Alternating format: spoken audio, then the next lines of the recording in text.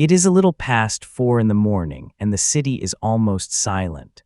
A baker in the district near the Golden Horn is already awake, feeding wood into a clay oven that has not gone cold in generations. His hands know the motions without thinking. Flour on the table, water in the basin. The bread will be small today, smaller than it was last month, and smaller than it was the month before that. He does not comment on this out loud anymore. Everyone in the city has stopped commenting on it. Somewhere above him, on the great stone walls that have kept this city safe for over 1,000 years, a young soldier shifts his weight from one foot to the other and tries not to think about how cold his fingers are. He has been standing watch since midnight. He is 19 years old, and until 6 weeks ago, he had never held a weapon that wasn't a farming tool. Now he is one of perhaps 7,000 or 8,000 men trying to defend 14 miles of fortifications that were built to be held by an army many times that size. Farther inland, in a small chapel lit only by a single beeswax candle, an elderly monk kneels on a stone floor worn smooth by centuries of other knees. He is praying, as he does every morning, for the soul of the city itself, as though the city were a person who might live or die depending on how sincerely he asks. None of these three people know each other. None of them are famous. None of them will have their names written down anywhere, in any language, by anyone. And none of them have any idea that in a matter of days, the world they were born into is going to end. This is Constantinople, in the spring of the year 1453. It is the last great capital of the Roman Empire, still standing 11 centuries after the fall of Rome itself in the west, still calling itself Roman, still ruled by an emperor who traces his authority in an unbroken line back to Augustus. And outside its walls, a young sultan named Mehmed, only 21 years old, has brought the largest army and the most powerful artillery ever assembled against those walls in their entire history. What is about to happen here will end an empire that outlasted every other government in the history of Europe. It will reshape trade routes, launch an age of exploration, send Greek scholars fleeing westward with ancient manuscripts under their arms, and give a city a new name that most of the world still uses today. But before any of that, it is simply a spring morning. A baker is making bread. A soldier is cold. A monk is praying.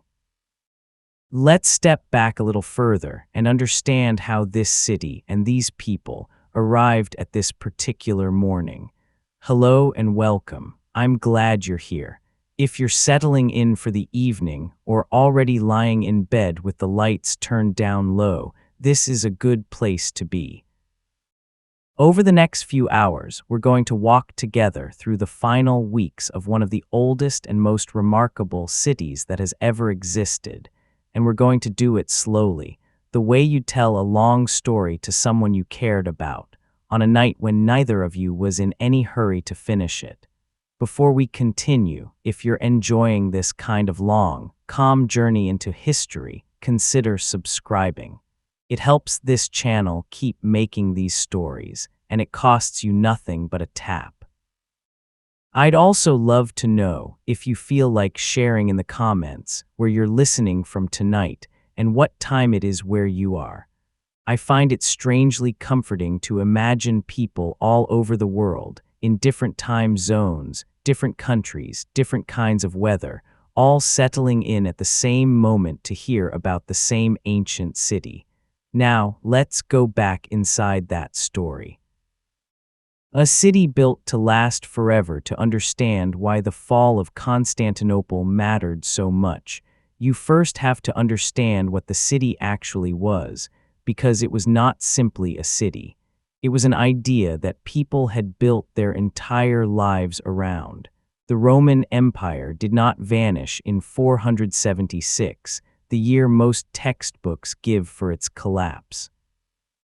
What actually happened is that the western half of the empire, centered on Rome itself, broke apart under pressure from various migrating peoples and internal decay. But the eastern half, centered on a city called Byzantium, kept going. In the year 330, the Emperor Constantine had rebuilt that old Greek trading town into a new capital and named it after himself, Constantinople, the city of Constantine.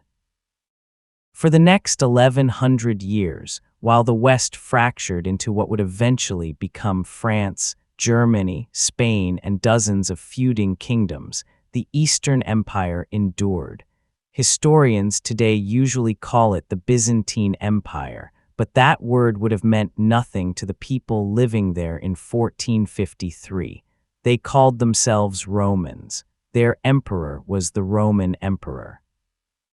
Their language was mostly Greek by this point. Their religion was Orthodox Christianity, but in their own minds, they were the direct, unbroken continuation of the empire of Augustus and Trajan and Constantine. The city itself sat on a peninsula shaped almost like a triangle, bounded by water on two sides, the Sea of Marmara to the south and an inlet called the Golden Horn to the north. Only the western, landward side needed serious fortification, and the people of Constantinople had spent centuries perfecting exactly that. The Theodosian Walls, built in the 5th century under the Emperor Theodosius II, were not a single wall but a system. There was an outer wall, then a wide ditch that could be flooded with water, then a lower wall, and behind that the main wall itself, which in places rose over 30 feet high and was studded with nearly 100 towers. No army in the world for 1,000 years had been able to break through them by force. Cities fall for many reasons throughout history, but Constantinople had a peculiar reputation. People said it simply could not be taken. Attackers had tried and failed so many times across so many centuries that a kind of folk belief had grown up around the walls, an idea that God himself protected the city, and that it would stand until the end of the world. That belief was about to be tested in a way nobody in the city could fully prepare for, but we're getting ahead of ourselves. What matters right now, in these opening minutes, is understanding the sheer weight of history sitting on this one city. Bakers had baked bread there since before England had a king named Alfred. Priests had chanted the liturgy in its churches since before the first stone of Notre Dame in Paris was laid. Sailors' children had grown up watching cargo ships glide in from Venice and Genoa, from Alexandria and the Black Sea ports, carrying grain and silk and spices, for so many generations that nobody could remember a time when it was otherwise. By 1453, though the empire wrapped around this magnificent city was no longer an empire in any meaningful sense. It was a shadow. The vast territories that had once stretched across the Balkans, Anatolia, and beyond had been swallowed up, piece by piece, over the preceding 2 centuries, mostly by the rising power of the Ottoman Turks. What remained of the Byzantine Empire by this point was essentially the city itself, along with a few scattered outposts. Historians sometimes describe it, only half joking, as an empire that had shrunk down to the size of a single well-fortified town. And yet, inside that town, life went on. People still married, still argued over the price of fish at the market, still complained about their neighbors, still celebrated feast days with the kind of noisy, food-heavy gatherings that feel completely familiar to us even 6 centuries later. History has a habit of remembering kings and sieges, but forgetting that ordinary people were living ordinary lives right up until the extraordinary happened to them. We'll meet some of those ordinary people as we go. But first, let's talk about the man who was about to end this 11th century story, because his own path to that morning outside the walls was almost as strange as the city he was about to besiege. The boy who became Sultan Mehmed II was not supposed to become the ruler who conquered Constantinople. In fact, for much of his childhood, he was not even expected to become Sultan at all. He was born in 1432 in Edirne, the Ottoman capital at the time, the third son of Sultan Murad II. In the Ottoman system of the period, succession was not guaranteed by birth or the way it often was in European monarchies. Sons competed, sometimes violently, for their father's favor and for the throne itself. Mehmed's two older brothers were, by most accounts, considered more promising candidates. One of them died young, reportedly of illness, though rumors of foul play have followed Ottoman succession stories for centuries and are difficult to confirm. The other brother was executed on his father's orders in a political dispute that had nothing to do with young Mehmed at all. Suddenly, almost by accident of fate, an awkward and by several accounts difficult child became heir to the Ottoman throne. His early education was, by his tutor's own complaints, a struggle. He reportedly resisted his lessons, tested the patience of the scholars assigned to shape him, and showed little early sign of the disciplined, calculating figure he would later become.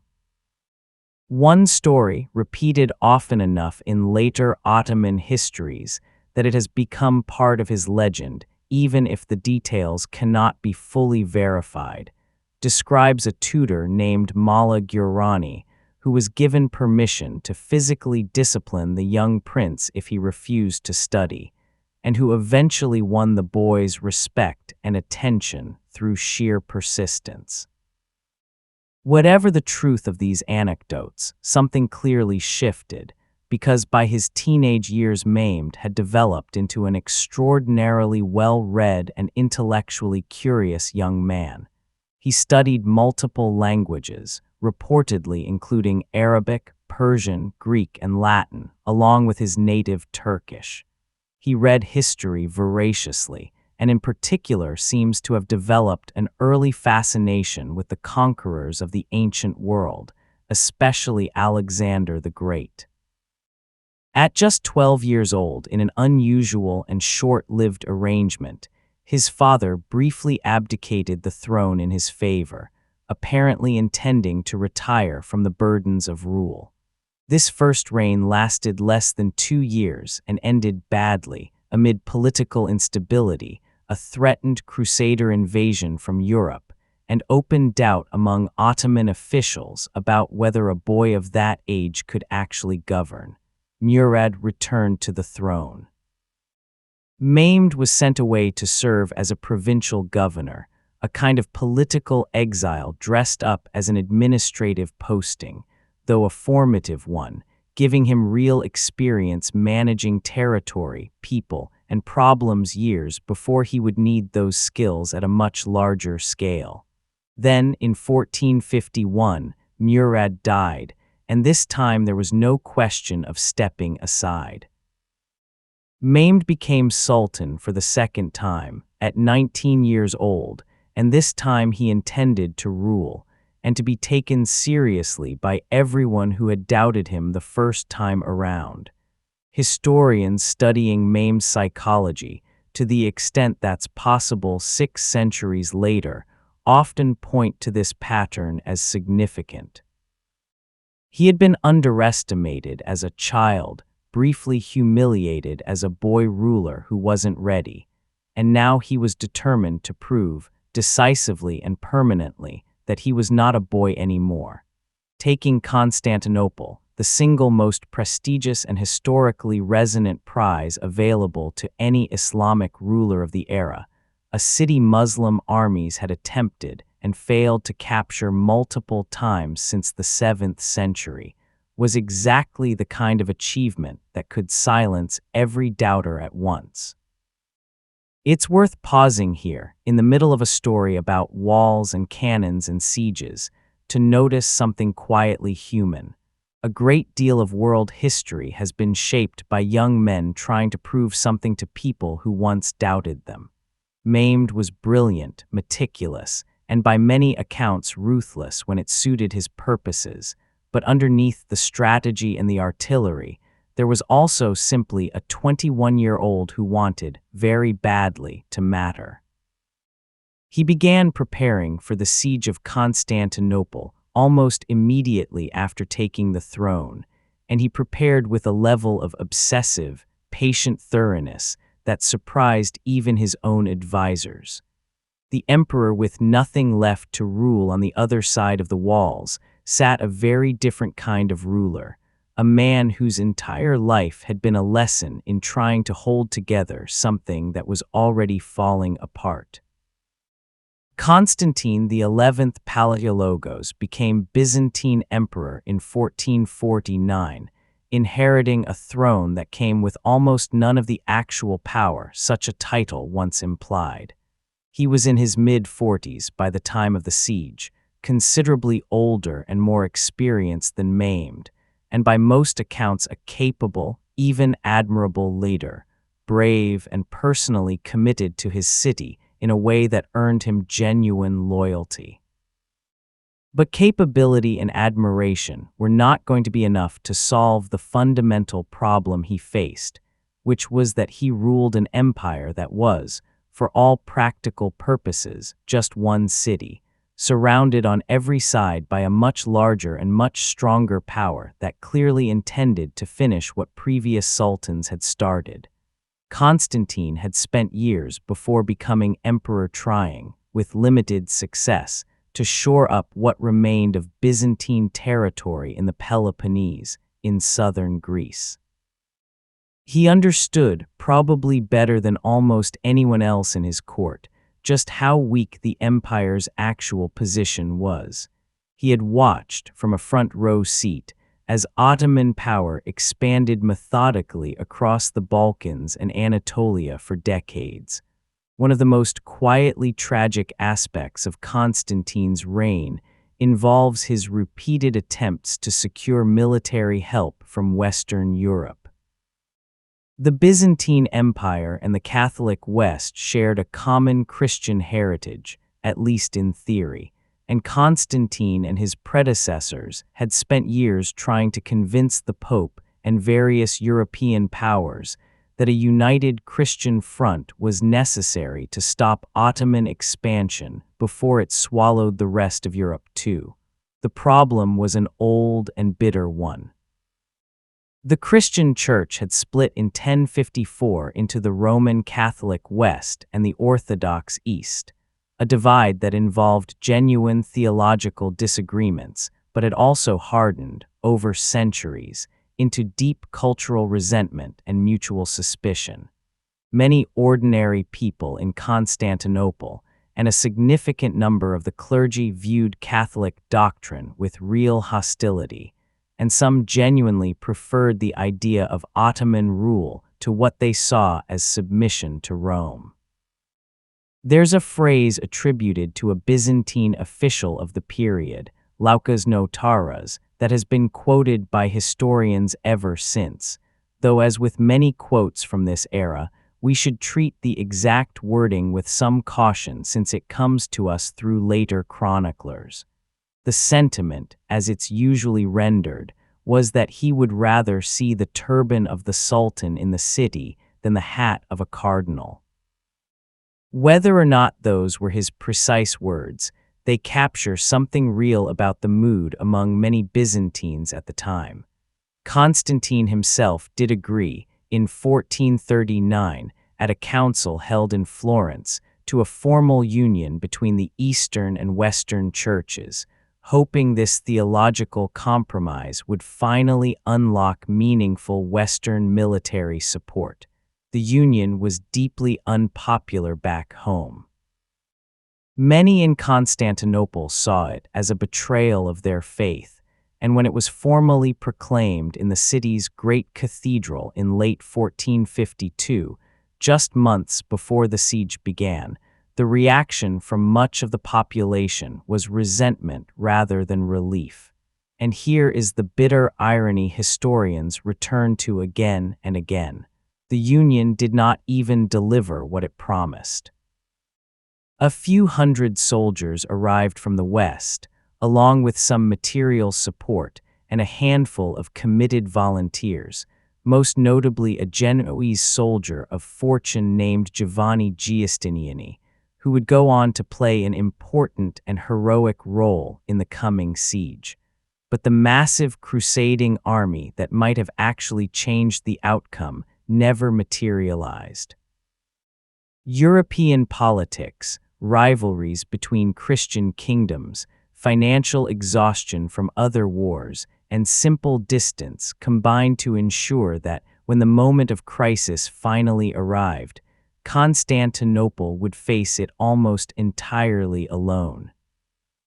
So by the spring of 1453, Constantine ruled a city of perhaps 50,000 people, a population that had once numbered in the hundreds of thousands during the empire's peak centuries earlier, defended by a garrison that most estimates place at somewhere between 7,000 and 10,000 fighting men, a fraction of what those 14 miles of walls had been designed to hold. Outside those walls, Mehmed was bringing an army that most contemporary and modern estimates place somewhere between 60,000 and 80,000 soldiers, along with an artillery train unlike anything the world had seen before. We'll spend some time in the next chapter with the strange and unlikely man responsible for that artillery, because his story is one of the odder footnotes of the entire siege, and it says something important about how history sometimes turns on decisions that seem small at the time.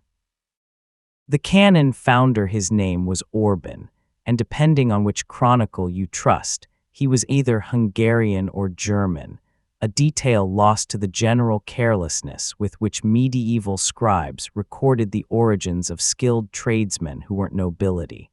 What we know for certain is that he was one of the finest cannon founders in Europe, a man who understood the strange new science of gunpowder artillery better than almost anyone alive in the middle of the 15th century. And here is the detail that historians find genuinely painful to sit with. Orban went first to Constantinople. He offered his services to Constantine, hoping to be paid to build the emperor a cannon that could help defend the city. It would have made a certain kind of sense. Byzantine engineers had experimented with gunpowder weapons before, and a large enough cannon might have meaningfully strengthened the city's defenses. But the Byzantine treasury, drained by decades of shrinking territory and shrinking trade revenue, simply could not afford what Orban was asking, and could not even reliably afford to pay him a working wage while he stayed in the city. Some accounts suggest he wasn't paid at all for a period of time. So Orban left and went to Mehmed instead. Mehmed, unlike Constantine, had access to seemingly unlimited resources for this particular purpose. He gave Orban everything he asked for: money, materials, a workshop, and time. The result was a monster of a weapon, a bronze cannon so large it required, according to various accounts, somewhere between 60 and 90 oxen and hundreds of men just to haul it from the foundry near Edirne to the walls of Constantinople, a journey that took weeks. The barrel was reportedly over 26 feet long, capable of firing a stone ball weighing well over half a ton. It's worth sitting with this for a moment, because it says something quietly universal about how history works. The same man with the same skill would have strengthened the defenses of Constantinople if the money had been there. Instead, because of a treasury that had been shrinking for 200 years, his genius went to the other side of the wall and helped bring it down. Empires do not usually fall in a single dramatic moment. They fall in 100 smaller moments like this one, decisions about money and priorities made years or decades earlier, that quietly determine outcomes long before anyone realizes a crisis is even underway. Orban's giant cannon, along with a large number of smaller but still formidable guns that Mehmed's engineers cast that same winter, represented the single greatest concentration of siege artillery ever assembled up to that point in history.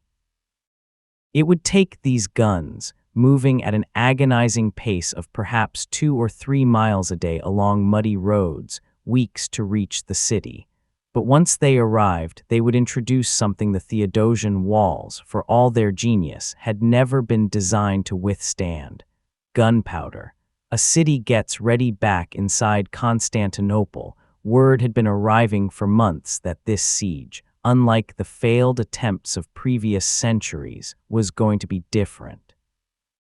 Refugees and merchants brought reports of the size of the army being assembled, of the cannon under construction, of the deliberate, methodical way Mehmed had spent the previous year building a fortress of his own, called Rumeli Hisari, on the European shore of the Bosphorus Strait just north of the city.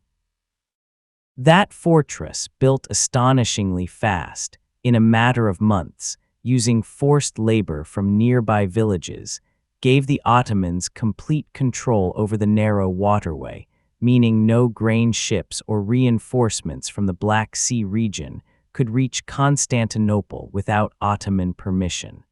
Some Byzantine chroniclers described watching the fortress rise with a mounting, helpless dread, understanding exactly what it meant even before a single soldier arrived at their own walls. Inside the city itself, preparations were, by necessity, a strange mixture of the practical and the desperate.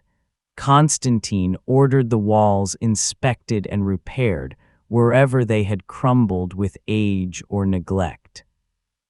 He organized what forces he had, distributing the defense of specific sections of wall to specific commanders, Greek and Venetian and Genoese alike, since much of the actual fighting strength inside the city came not from Byzantine soldiers but from Italian merchants and mercenaries who had chosen, for reasons of trade interest, religious solidarity, or simple personal courage, to stay and fight rather than sail away while they still could. There is something worth noticing here about who actually defended Constantinople in its final weeks.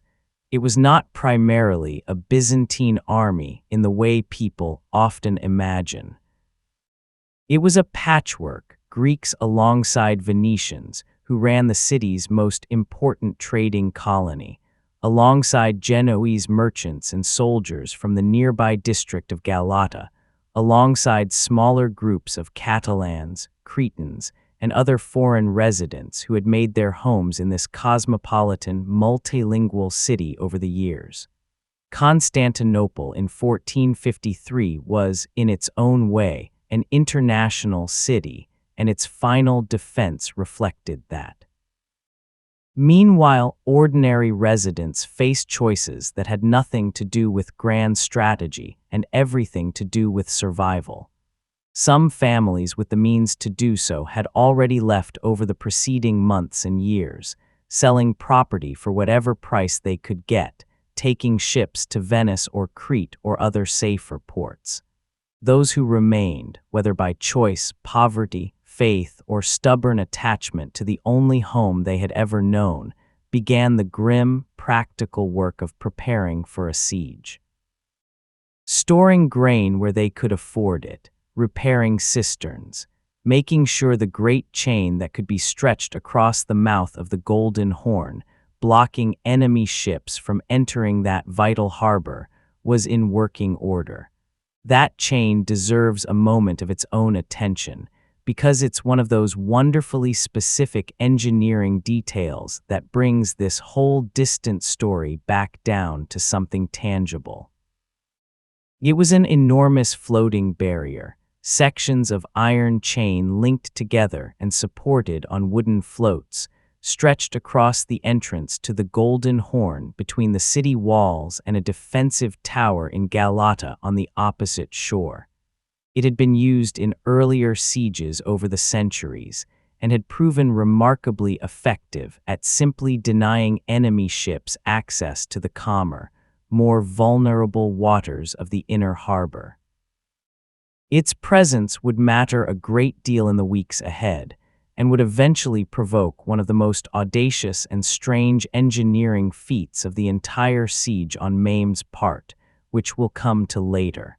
In the markets that still operated in these final weeks, prices for basic goods climbed steadily, the ordinary rhythm of supply and demand distorted by fear and scarcity.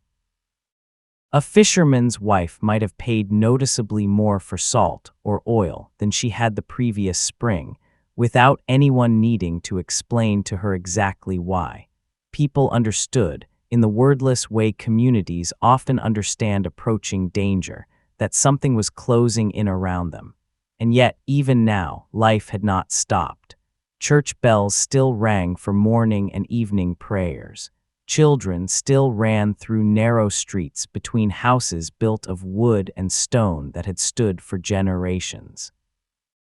Old men still sat outside their doorways in the mild spring weather, as old men have done in every century, watching the world go by and offering opinions nobody had asked for. There is a particular kind of resilience in ordinary daily routine, a stubbornness that persists even when people know, on some level, that catastrophe may be approaching. Constantinople in these final weeks was full of exactly that kind of quiet, unremarkable courage, the courage of people simply continuing to live their lives because there was nothing else sensible to do.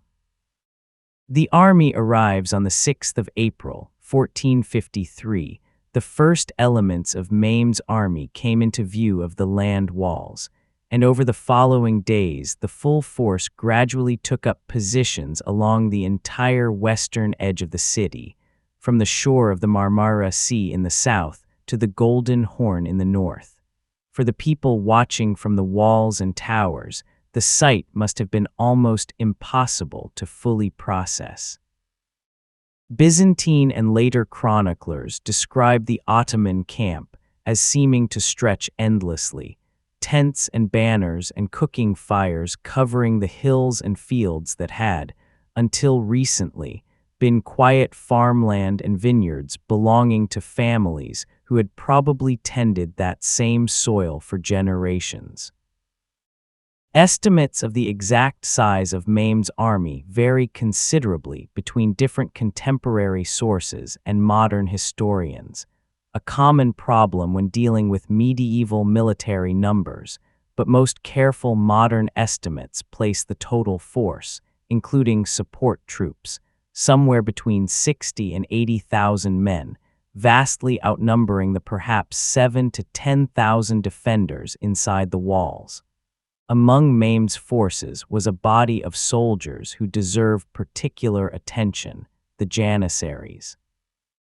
These were elite infantry, originally formed through a system called the Devshirme, in which young Christian boys from conquered territories in the Balkans were taken from their families, converted to Islam, and raised from childhood within a rigorous military and administrative training system. By the time they reached adulthood, many Janissaries had no memory of any other life and had become intensely loyal to the Sultan who had, in effect, raised them. It's a system that modern readers understandably find troubling to think about, the forced removal of children from their families, and it was indeed experienced as a genuine tragedy by the families involved, even as the young men themselves often rose to positions of real power and prestige within Ottoman society. History rarely offers clean moral categories, and the Janissary Corps is a good example of just how uncomfortable that complexity can be. Alongside the Janissaries stood regular infantry, cavalry, and the irregular troops known as bashi bazouks, less disciplined volunteer fighters often motivated primarily by the promise of plunder if the city fell. And of course, there was the artillery, Orban's great cannon among dozens of others, gradually being positioned in batteries facing the weakest and most strategically important sections of the land walls. Inside the city, the mood in these first days of the siege was one of tense, watchful waiting rather than immediate panic. The walls had held for over 1,000 years. Many people, perhaps especially the elderly who had grown up hearing stories of previous failed sieges, allowed themselves to believe that this one, too, would eventually break against the same ancient stone. They did not yet know about the cannon. The sound the walls had never heard when Orban's great cannon fired for the first time. Witnesses on both sides of the conflict described a noise unlike anything the region had experienced.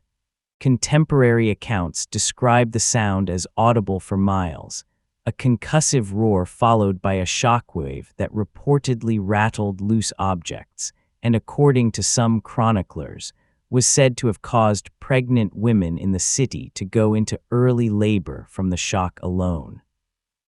We should treat that particular detail with the appropriate skepticism historians apply to dramatic anecdotes recorded well after the fact, but the underlying truth it points to, that the sound itself was a psychological weapon as much as the stone balls were a physical one, is almost certainly accurate. The mechanics of firing such a weapon were themselves an ordeal. Loading Orban's largest cannon reportedly took hours between shots, meaning it could fire only a handful of times per day. Each firing required careful preparation of the gunpowder charge, positioning of the massive stone ball, and a process of cooling and ray aiming that limited its practical rate of fire dramatically compared to the smaller guns arrayed alongside it. There is also a persistent story, again difficult to verify with full confidence, but consistent with what we know of early gunpowder technology, that Orban's giant cannon eventually cracked and had to be repaired or replaced during the siege, since the metallurgy of the period was still catching up to the ambitions of its engineers. But even a slow, temperamental weapon that could fire only a few times a day was doing something no siege engine in the city's long history had ever managed. It was breaking the walls. Traditional siege warfare against Constantinople had always come down to a brutal calculation. The walls were simply too well designed, too well maintained, and too tall for any existing technology to reliably breach. Attackers over the centuries had tried starvation, had tried scaling ladders, had tried massive engineering projects to undermine the foundations, and time after time the defenders had found ways to hold the line. Gunpowder artillery changed the math entirely, because for the first time in history, an attacking force had a tool that could simply pulverize stone that had stood for 1,000 years, given enough time and enough gunpowder. Each day, Ottoman gun crews methodically battered particular sections of wall, focusing especially on a stretch known as the Mesotition, a slightly lower and more vulnerable section near the middle of the land walls where the terrain made the fortifications naturally weaker. Byzantine defenders responded with genuine ingenuity, working through each night to repair breaches with whatever materials they could gather: timber, rubble, packed earth, sometimes even furniture and household goods donated by residents whose homes stood near the damaged sections. This nightly cycle of destruction and repair would define much of the siege's rhythm over the following weeks. The Ottomans would spend the day breaking down what the Byzantines and their allies had spent the previous night rebuilding, and this exhausting pattern repeated itself, day after day, for almost 2 months. It's worth pausing to imagine what this actually meant for the people doing the rebuilding. These were not professional engineers working with modern equipment and rested bodies. They were soldiers who had likely spent the day fighting or standing watch, working through the night by torchlight, hauling stone and packed earth in the cold, getting perhaps a few hours of sleep before returning to their posts as dawn approached and the bombardment resumed. Giovanni Giustiniani, the Genoese commander who had arrived with several hundred soldiers to help defend the city, proved himself during this period to be an exceptionally skilled and tireless organizer of exactly this kind of desperate nightly labor, and his leadership during these weeks earned him enormous respect from Byzantine and Italian defenders alike. What the city smelled and sounded like. Let's slow down for a moment. It's easy, when talking about sieges and cannons and armies, to lose the texture of what daily existence actually felt like for the people living through it. So take a moment to imagine walking through the streets of Constantinople during these weeks in the spring of 1453.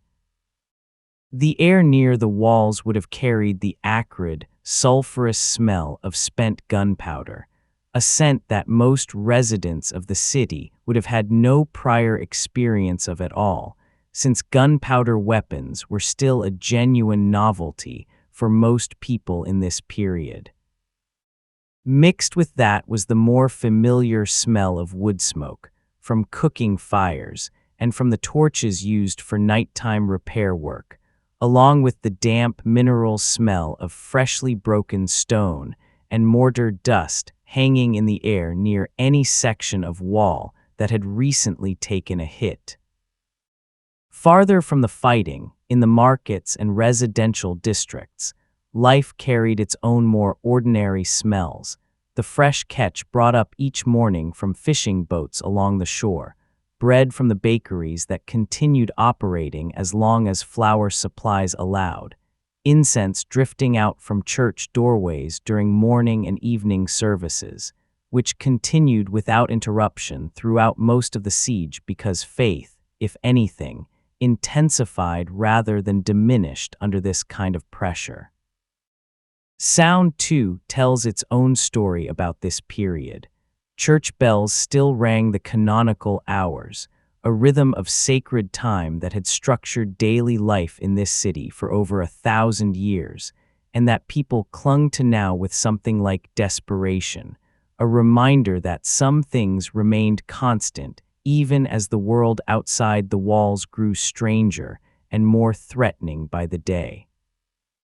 Beneath and around that steady bell rhythm ran a new and unwelcome soundtrack, the distant boom of cannon fire at unpredictable intervals throughout the day, the shouted orders of officers organizing repair crews and watch rotations, the creak of ropes and pulleys as heavy stones and timbers were hauled to damaged sections of wall. At night, the city grew quieter in one sense and more anxious in another. Cooking fires died down, streets emptied of all but the soldiers on watch and the exhausted repair crews.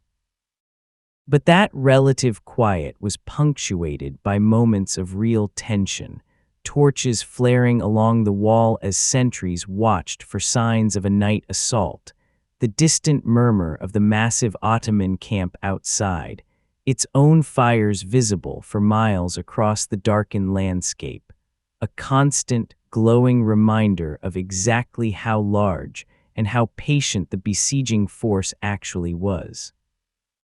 For children in the city, and there were still children in the city throughout the siege, this period must have created a strange and confusing kind of daily life, one where ordinary routines like fetching water or helping in a family shop continued alongside genuinely frightening new realities, the distant thunder of cannon fire, adults speaking in hushed, worried tones, the sight of soldiers moving constantly through streets that had once felt safe and familiar.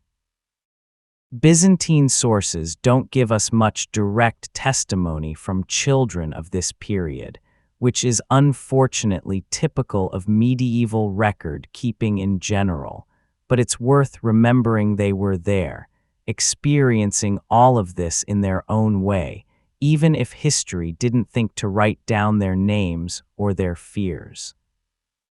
The fleet and the chain that held while the land walls absorbed the worst of the cannon fire, a second front of the siege was unfolding on the water, and it would produce one of the most surprising Byzantine successes of the entire conflict, along with one of the most famously audacious responses in Mehmed's playbook. Mehmed's navy, though large, was less experienced and generally less capable than the naval forces of the great Italian maritime republics, and this gap showed clearly in the early weeks of the siege. On the 20th of April, a small squadron of 4 ships, 3 Genoese vessels along with a Byzantine grain ship, attempted to reach the city from the open sea, running the blockade Mehmed's navy had established. What followed was a fierce and closely fought naval engagement in full view of both the city walls and the Ottoman camp, with soldiers and civilians on both sides watching the drama unfold from shore. Despite being significantly outnumbered by Ottoman vessels, the 4 Christian ships fought their way through, using their taller hulls and more experienced crews to their advantage, and eventually reached the safety of the harbor, protected by that great chain stretched across the Golden Horn. It was a genuine humiliation for Mehmed, watched by his entire army, and by most accounts he was furious, reportedly riding his horse into the shallow water himself in his agitation as he watched the engagement from shore. He apparently held his admiral personally responsible for the failure, and though execution was reportedly threatened, the admiral's life was ultimately spared, though he was stripped of his position and property. This small but symbolically important naval victory for the defenders seems to have convinced Mehmed that a different approach was needed if he wanted to bring real pressure to bear on the city from the water side as well as the land. And what he did next has become one of the most famous and remarkable engineering feats of the entire siege. Unable to break through the chain guarding the entrance to the Golden Horn, Mehmed ordered his engineers to build a road, greased with animal fat and tallow to reduce friction, running overland from the Bosphorus shore, over the hill behind Galata, and down into the waters of the Golden Horn itself, entirely bypassing the chain and the fortified entrance it protected. Then, over the course of a single night, using teams of oxen and enormous manpower, Ottoman forces hauled a fleet of ships. Most estimates suggest somewhere between 70 and 80 vessels, though the number varies between sources, overland on rollers and sleds, and launched them directly into the Golden Horn on the morning of the 22nd of April. The defenders woke to find enemy ships floating in what had, until that morning, been one of the safest and most protected waters in the entire city, a body of water they had assumed was entirely sealed off from Ottoman naval power. The psychological impact of this achievement was, by every account, enormous, both for its practical military implications, since it meant the sea walls along the Golden Horn now needed defending as well, stretching the already thin garrison even further, and for what it demonstrated about the sheer resourcefulness and determination of the young Sultan directing the siege. Here was a problem that seemed, on the surface, completely insurmountable. Ships cannot travel over dry land, and Mehmed had simply refused to accept that as a limitation. It's one of those historical moments that sounds almost too clever to be true, and yet multiple independent sources, both Byzantine and Ottoman, confirm that some version of this overland transport of ships did occur, even if some of the more colorful specific details, like the exact number of ships or the precise mechanics of the operation, are debated among historians studying the primary sources. What isn't in doubt is the outcome. The Golden Horn was no longer a safe harbor, and the defenders now faced pressure from an even longer stretch of fortification than before. A quiet night on the walls let's slow down again, because it's important not to let the momentum of battle carry us past the quieter hours, which made up most of the siege's actual duration. Picture a single ordinary night, somewhere in the middle of May, a lull between the heaviest bombardments. A light rain has fallen earlier in the evening, just enough to leave the wooden walkways along the inner wall slick and dark, reflecting torchlight in long orange smears. The air smells of wet stone and distant wood smoke. Somewhere below in the city proper, a dog barks twice and falls silent. A soldier on watch, one of thousands who will remain nameless to history, leans against the cool stone of a tower and listens. Cannon fire has stopped for the night, since Ottoman gun crews, like everyone else, need rest and cannot easily reload and aim in full darkness. What remains is a strange, almost peaceful quiet, broken only by the occasional distant murmur of the enemy camp. Campfires visible as small orange points scattered across the darkened hillside beyond the walls, and by the closer sounds of his own fellow defenders, low conversation, the scrape of a boot against stone, someone coughing. He thinks perhaps of home, wherever home was before the war brought him here. He thinks about his family, if he has one still living, about whether they know where he is tonight, about whether he will still be alive to write to them next week. These are not thoughts unique to the 15th century. They are the thoughts of soldiers standing watch in every century, in every army, on every wall that has ever needed defending. Somewhere behind him in the city, an old woman cannot sleep and sits by a small oil lamp mending a torn piece of clothing, more out of habit and the need to keep her hands busy than any real necessity. A young mother nurses her infant in the dark, humming very quietly, a tune older than she can remember learning.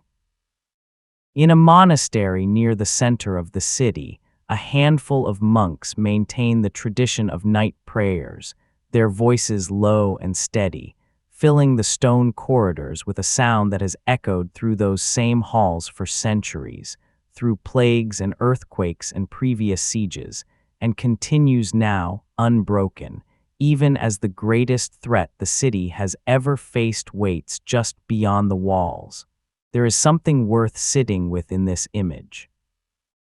History often gets remembered as a sequence of dramatic events, but it is mostly made of nights like this one, ordinary, tense, quiet, filled with people simply trying to get through until morning. The siege of Constantinople lasted 53 days, and the vast majority of those hours were not filled with combat at all, but with exactly this kind of watchful, exhausted waiting. What was left to eat food, or the increasing scarcity of it, became one of the defining features of daily life inside the besieged city as the weeks wore on. Constantinople had never been fully self-sufficient in food production, even in peaceful times, relying heavily on grain shipments arriving by sea from the fertile lands around the Black Sea, along with produce and livestock brought in from the surrounding countryside. Both of those supply lines were now cut, the countryside occupied by the Ottoman army, and sea access increasingly restricted by the Ottoman naval blockade, made worse once ships were hauled overland into the Golden Horn itself. What remained inside the city were stores that had been gathered in the months leading up to the siege, along with whatever fish could still be caught from the waters immediately along the shore. Whatever produce grew in the many gardens and small plots of land still tended inside the walls, since Constantinople, unlike many densely built medieval cities, contained substantial open and cultivated land within its fortifications. A legacy of the population decline over the preceding century that had left large sections of the city more rural than urban in character. As the siege dragged into its fifth and sixth week, historians studying the primary sources describe increasingly desperate measures. Prices for basic goods like bread, oil, and salt climbed steadily, and there are accounts, though we should treat the specific figures with appropriate historical caution, given how sources from this period tend toward dramatic exaggeration, of families trading away household valuables, tools, and even clothing for what would ordinarily have been considered modest amounts of food. It's worth imagining what this actually meant for a household trying to get through each day. A mother deciding how to divide a shrinking amount of bread among her children. A soldier standing watch on an empty stomach, trying to focus on his duty despite the gnawing physical distraction of hunger. An elderly man, too frail to fight, spending his days searching the increasingly stripped gardens and shorelines near his home for anything edible that hadn't already been claimed by someone else. And yet, alongside this genuine hardship, there are also glimpses in the sources of communities pulling together in the way that people under shared threat often do. Some accounts describe church-organized distribution of food to the poorest residents, using whatever stores the various monasteries and religious institutions had managed to set aside. Neighbors who had food shared with neighbors who didn't, not out of any organized charity system, but out of the simple, ancient human instinct to help the people physically closest to you when disaster is bearing down on everyone equally. This is one of the quieter truths that emerges from studying sieges throughout history. They are, in one sense, moments of terrible scarcity and fear, but they are also, paradoxically, moments that often reveal the deepest reserves of communal solidarity a population can produce. Constantinople in these weeks was full of both realities simultaneously, genuine suffering and genuine kindness, existing side by side in the same streets, sometimes in the very same households. The offers Mehmed made throughout the siege, and indeed even before it formally began, Mehmed made several offers to Constantine, giving the emperor opportunities to avoid the destruction that was clearly coming if the city continued to resist. The terms varied somewhat between different accounts, but the general shape of Mehmed's proposals is consistent across multiple sources. He offered Constantine safe passage out of the city, along with permission for any citizens who wished to leave with him to do so freely and without harm, in exchange for the voluntary surrender of Constantinople. In at least one recorded exchange, Mehmed reportedly offered Constantine continued rule over some remaining Byzantine territory in the Peloponnese, effectively allowing him to remain a ruler, just no longer the ruler of this particular city, if he would simply hand it over without further bloodshed. From a purely practical standpoint, this was, in some ways, a genuinely reasonable offer, at least in terms of preserving lives. The city's fall, once it came, would bring with it exactly the kind of violence and suffering that surrender might have avoided. Constantine understood this, He was not a foolish or naive man, and by every account he took Mehmed's offers seriously enough to discuss them with his advisors. But Constantine's response, as recorded by multiple chroniclers, has become one of the most quoted and remembered statements of the entire siege, precisely because of what it reveals about how deeply his own identity was fused with the city and the empire he represented. He is recorded in various closely related versions across different sources, as saying that to surrender the city was not within his power, since it belonged not to him alone but to all its citizens, and to the empire that had preceded him across so many centuries, and that he would rather die defending it than live having handed it over. We should note, as with many quotes from this period, that we cannot be entirely certain of Constantine's exact words, since the chroniclers recording them were writing with the benefit of hindsight, and in some cases, an interest in portraying the emperor in the most heroic possible light. But the substance of his refusal is consistent enough across independent sources that historians generally accept it reflects something close to his genuine position.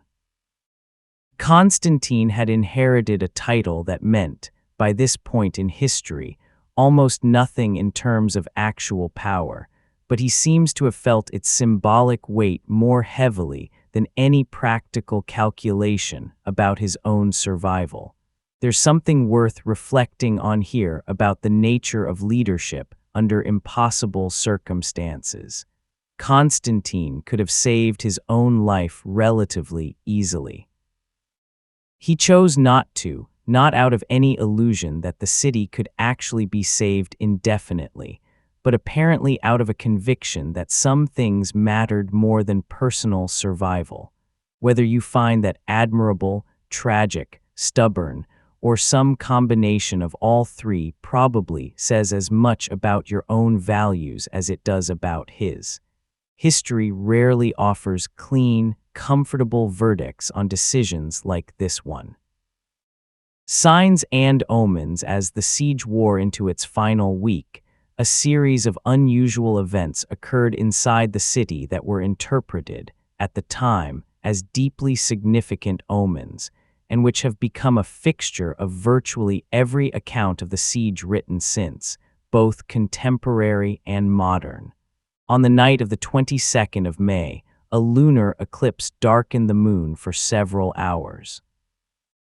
This alone might have passed with only modest comment in ordinary times, but there existed among the population an old prophecy, apparently well known throughout the city, holding that Constantinople could never fall while the moon was full, and that a waning or darkened moon during a siege would be a fatal sign.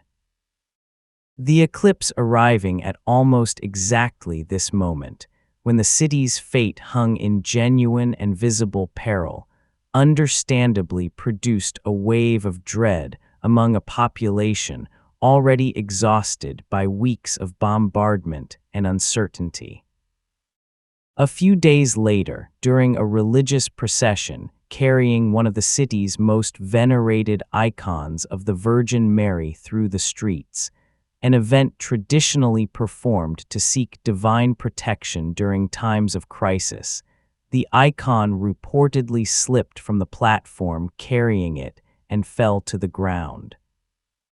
According to the chroniclers describing this event, those attempting to lift it back into place found it inexplicably difficult to move, as though it had become unusually heavy, though modern readers will reasonably wonder whether exhausted, frightened bearers simply lost their grip under stressful circumstances, or whether the story grew more dramatic with each retelling in the years after the fall. Either way, contemporaries interpreted the fall of the icon as a terrible sign, and the procession was reportedly further disrupted by a sudden and violent thunderstorm, and hailstorm that same afternoon, forcing the ceremony to be abandoned entirely. Perhaps the strangest of these reported omens involved a mysterious glow observed on the night of the 26th of May around the dome of the Hagia Sophia, the city's greatest cathedral, a light some witnesses described as appearing to rise up from the building and vanish into the night sky. Both Byzantine and Ottoman sources mention some version of this event, which lends it slightly more credibility than a purely one-sided legend, though the natural explanation, some kind of unusual atmospheric or electrical phenomenon, or simply reflected light from fires and torches interacting strangely with a low fog, seems far more likely than anything supernatural. Contemporaries in the city, understandably, interpreted the light as the visible departure of the divine presence from Constantinople, a sign that God himself was abandoning the city to its fate. Even Mehmed's own advisors reportedly took note of the event, viewing it, from the opposite perspective, as confirmation that the city's protection had lifted and that victory was now assured. It's worth pausing on how thoroughly these omens shaped the emotional atmosphere inside the city during its final days. Whatever we make of them today, whether we explain them as coincidence, natural phenomena, or the understandable psychological tendency of frightened people to find pattern and meaning in random events,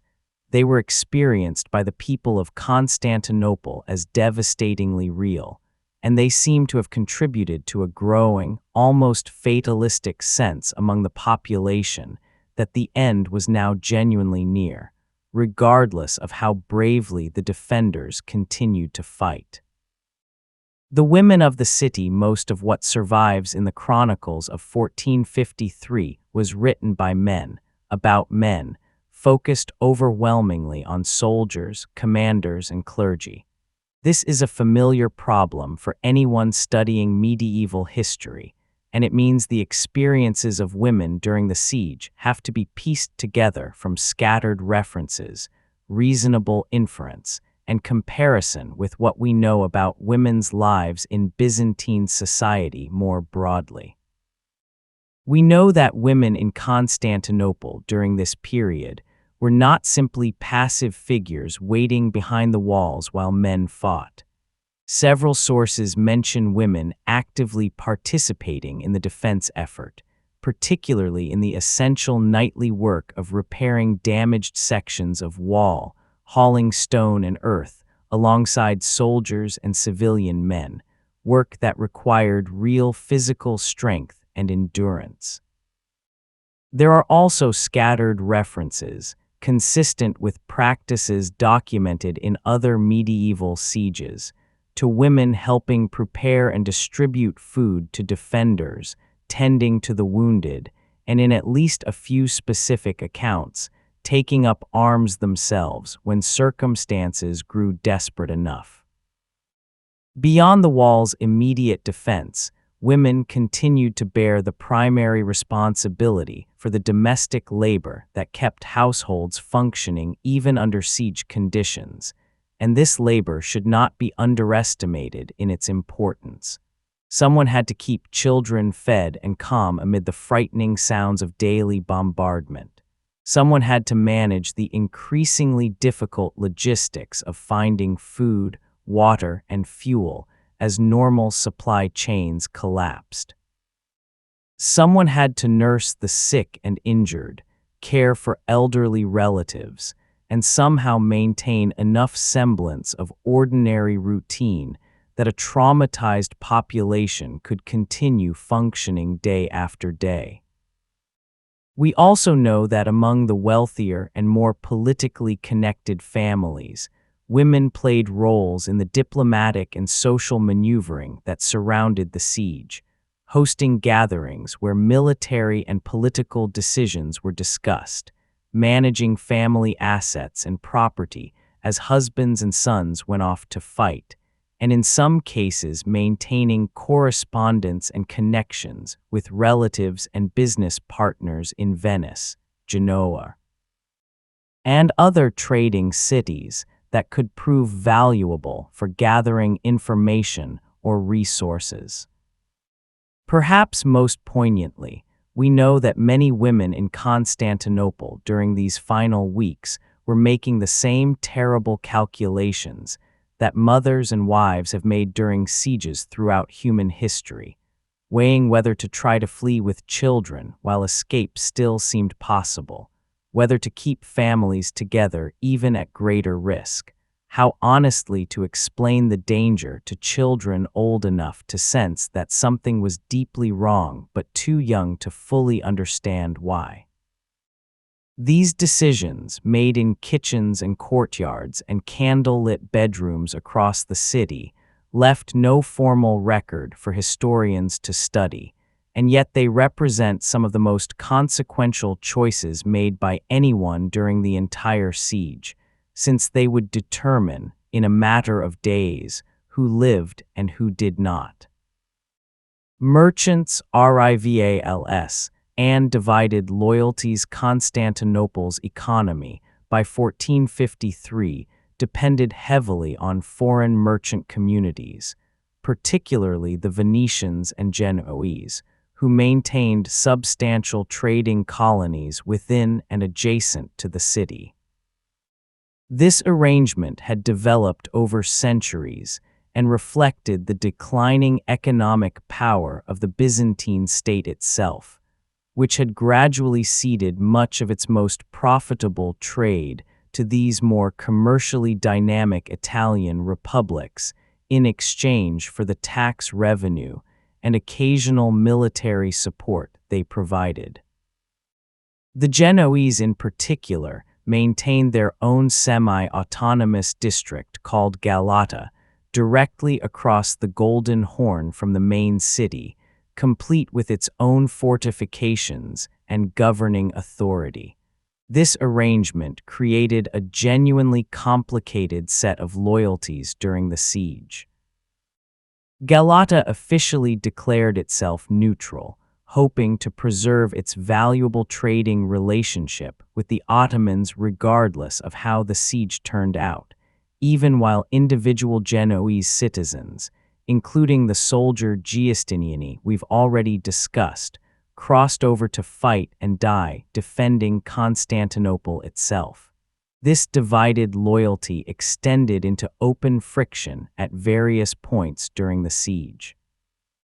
Byzantine and Venetian defenders sometimes viewed Genoese neutrality with suspicion, wondering how genuinely committed their nominal allies actually were, given that Galata continued, throughout much of the siege, to maintain at least some level of trade and communication with the besieging Ottoman forces. Conversely, long-standing commercial rivalry between Venice and Genoa, two Italian republics that had fought several wars against each other over Mediterranean trade dominance in the preceding century, occasionally surfaced even within the shared desperation of the besieged city, creating friction between Venetian and Genoese commanders that historians studying the siege have identified as a genuine, if secondary, complicating factor in coordinating the defense. Loukas Notaras, the Byzantine official we mentioned earlier in connection with his famous remark about preferring Ottoman rule to Catholic domination, represents another layer of this complicated internal politics.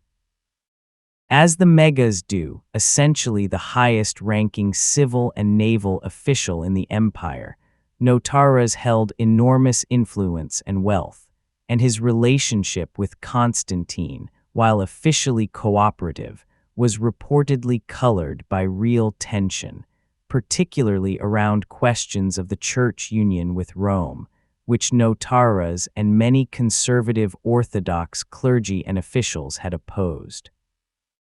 Some later accounts, written with the benefit of hindsight, and not always entirely fair to the man himself, suggested Notaras had been less than fully committed to the city's defense, hoarding resources rather than fully contributing his substantial wealth to the war effort, though other historians have pushed back against this characterization, noting that much of the criticism came from sources with their own political agendas.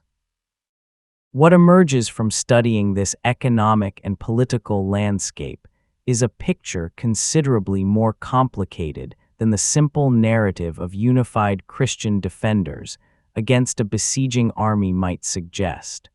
Constantinople in its final weeks was a city full of competing interests, genuine heroism existing alongside self-interest, and old rivalries that didn't simply disappear because a common threat stood outside the gates. This is, in its own way, a very human and very familiar pattern, one that shows up again and again throughout history whenever a diverse community faces an existential crisis together. The last council by the 27th of May, Ottoman scouts and observers inside the city alike understood that a final, decisive assault was approaching. Mehmed had spent weeks probing the walls, testing their weaknesses, and after nearly 7 weeks of siege without a decisive breakthrough, pressure was mounting on him as well, not only from his own advisors who worried about the logistics of maintaining such a massive army in the field indefinitely,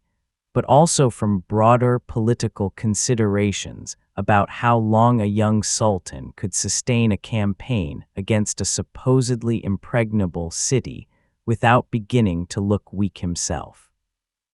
Historical sources describe a council of war held among Mehmed's senior commanders and advisors around this time, with some, including the experienced Grand Vizier Halil Pasha, reportedly urging caution, even suggesting the possibility of accepting tribute and lifting the siege rather than risking a costly final assault against fortifications that had, after all, defeated every previous attempt across many centuries. Others, including younger and more aggressive commanders, pushed for a final, all-out attack, having watched weeks of steady, if slow, progress in weakening the walls through sustained bombardment. Mehmed ultimately sided with the aggressive faction and ordered a final assault, though the exact internal debates and Mehmed's own private reasoning are known to us only through later Ottoman sources,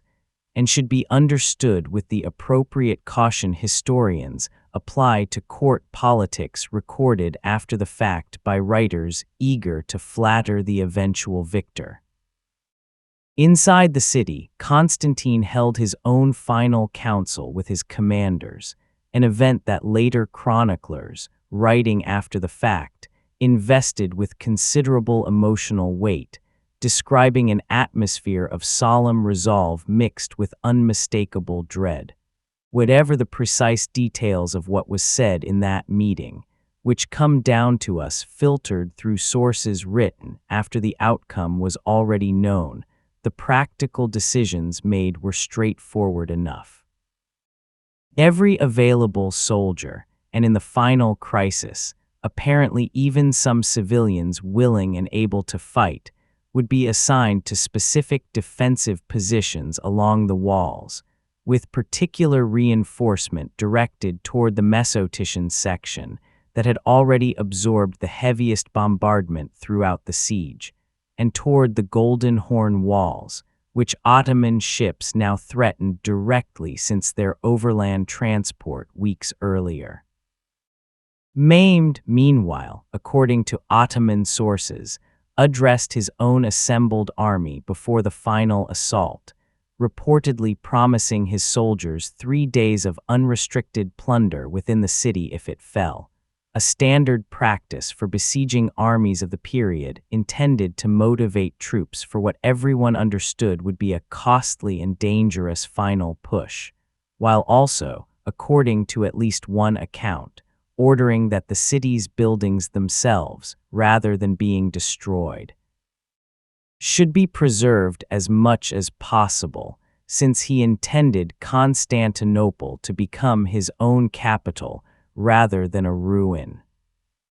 The last service in Hagia Sophia on the evening of the 28th of May, as final preparations for the expected assault were underway throughout the city,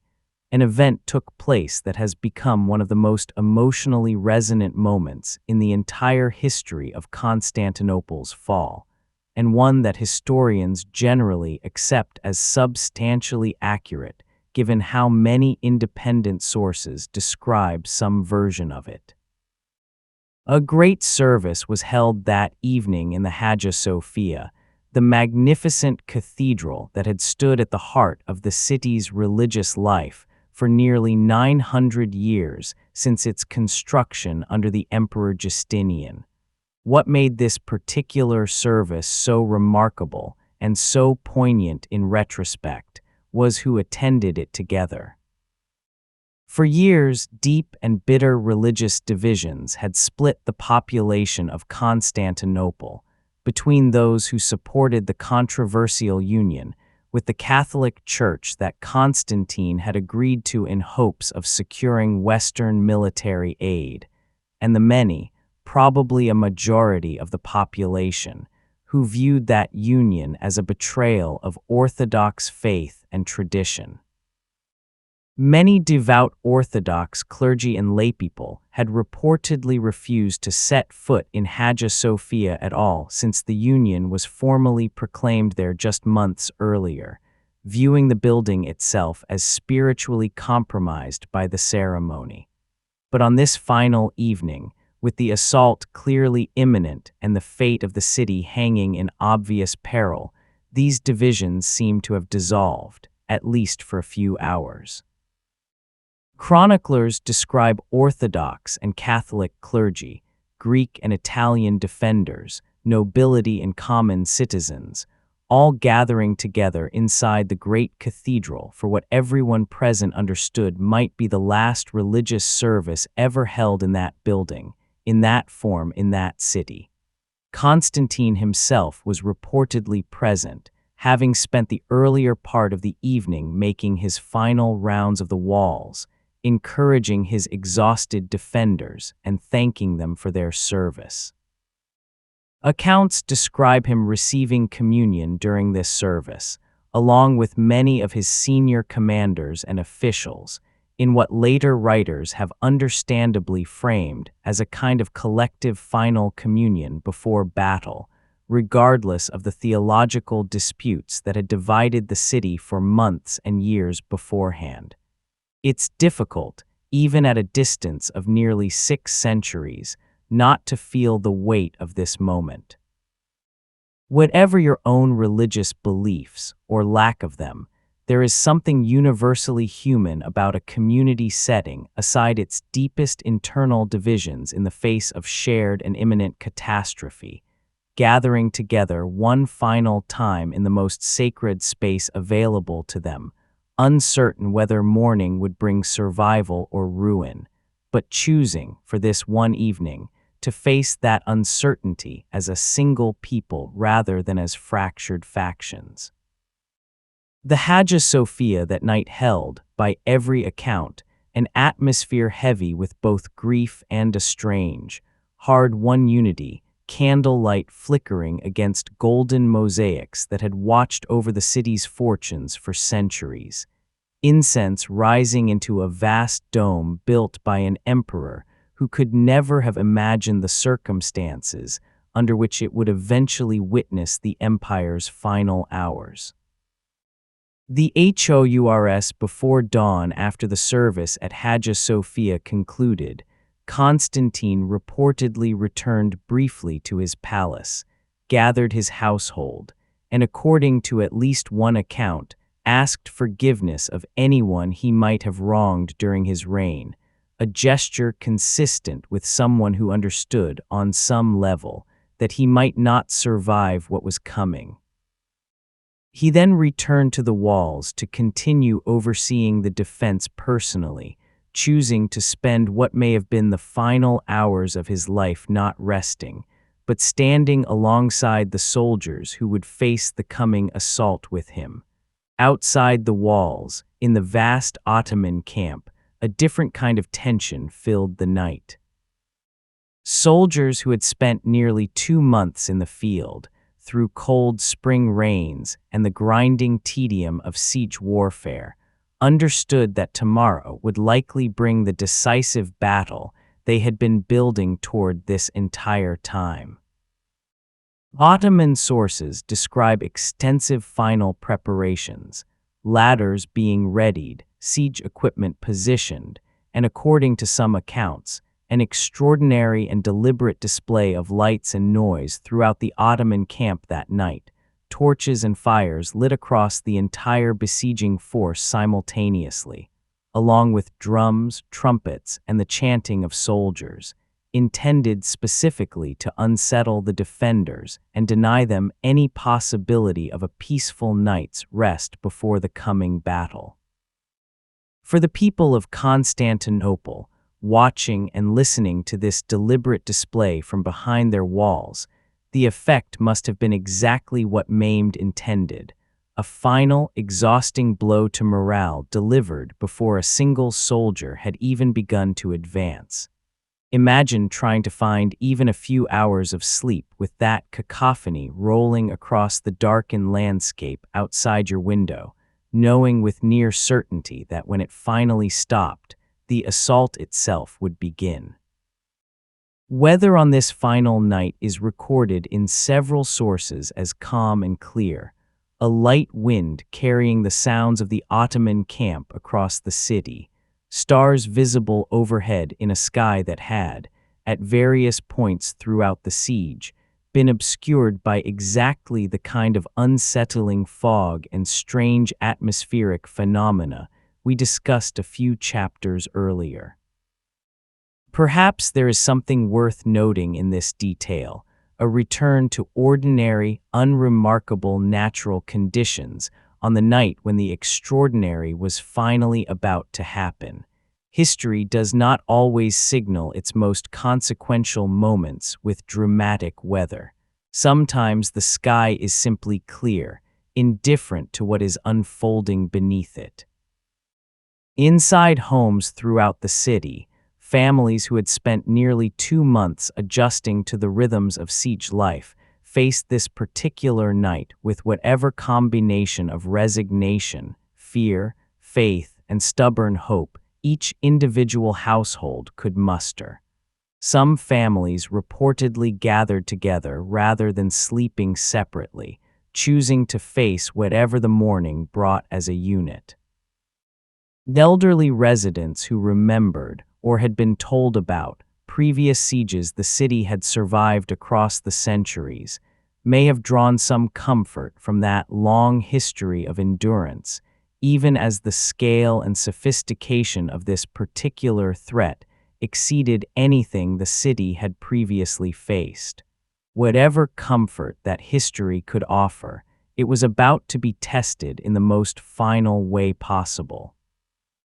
The assault begins in the darkest hours before dawn on the 29th of May, 1453. Mehmed's forces began their final assault on the land walls of Constantinople. The attack unfolded in carefully organized waves, a tactic that reflected real military sophistication rather than simple overwhelming numbers thrown forward all at once. The first wave consisted of the Bashi Bazouks, the irregular troops we mentioned earlier, less disciplined and less well equipped than the Sultan's regular forces, but numerous, and used deliberately as the first assault to exhaust and weaken the defenders before the more capable Ottoman troops committed to the fight. This first wave attacked for roughly 2 hours, according to the sources, before being withdrawn, having suffered heavy casualties while achieving no decisive breakthrough. but having accomplished the grim tactical purpose of tiring the defending soldiers and using up some of their limited supplies of arrows, gunpowder, and physical stamina. The second wave brought forward better organized and better equipped Anatolian troops, regular Ottoman soldiers under more disciplined command, who focused their attack specifically on the already weakened Mesotitian section of wall that had absorbed so much bombardment over the preceding weeks. This wave pressed the attack with considerably more coordination and intensity than the first, and at one especially critical moment, a group of these attackers actually managed to breach an outer section of the wall through a gap that had been damaged by artillery, only to be pushed back in fierce close combat by defenders rushing to seal the breach. A desperate, exhausting struggle fought largely in darkness by torchlight. Men fighting hand to hand in the confined space of a broken fortification while their comrades on both sides pressed in around them. It was during this fighting that Giovanni Giustiniani, the Genoese commander whose leadership had done so much to hold the defense together throughout the siege, was seriously wounded, struck according to most accounts by a projectile, possibly a crossbow bolt or an arquebus shot, that penetrated his armor. Giustiniani's wounding and his subsequent decision, made against Constantine's direct pleas, to be evacuated to a ship in the harbor for treatment, has been the subject of considerable historical debate ever since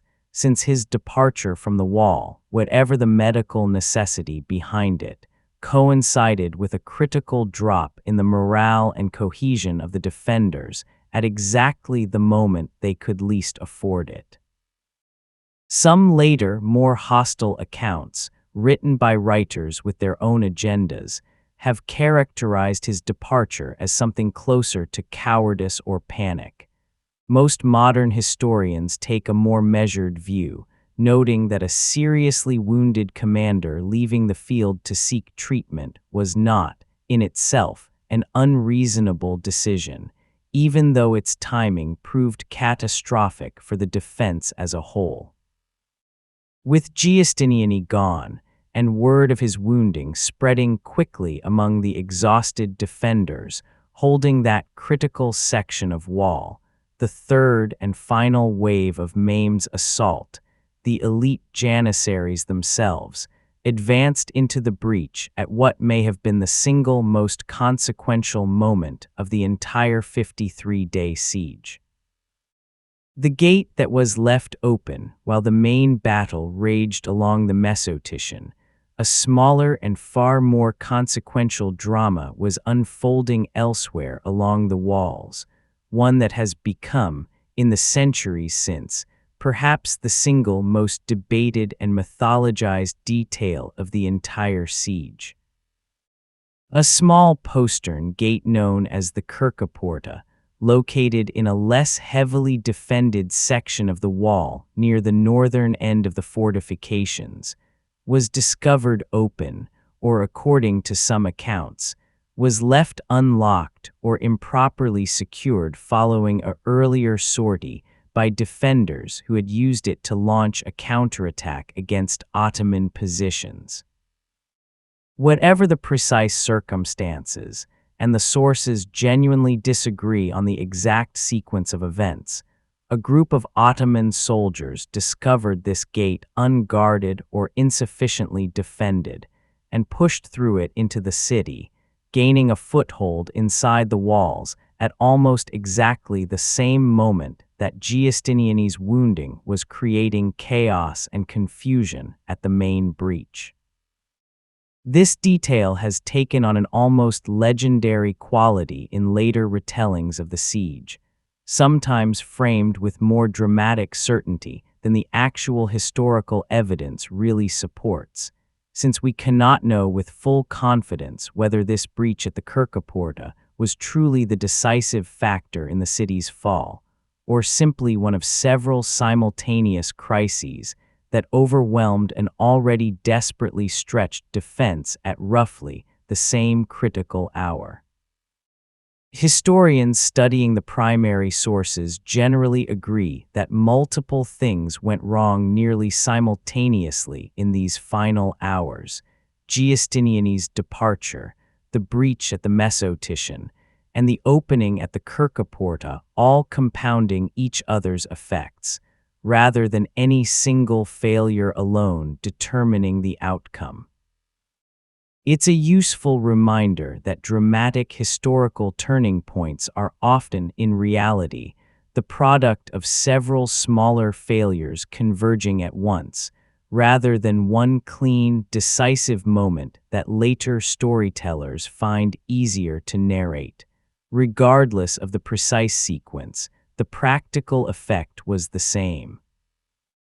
Ottoman soldiers were now inside the walls of Constantinople in meaningful numbers for the first time in 53 days of siege,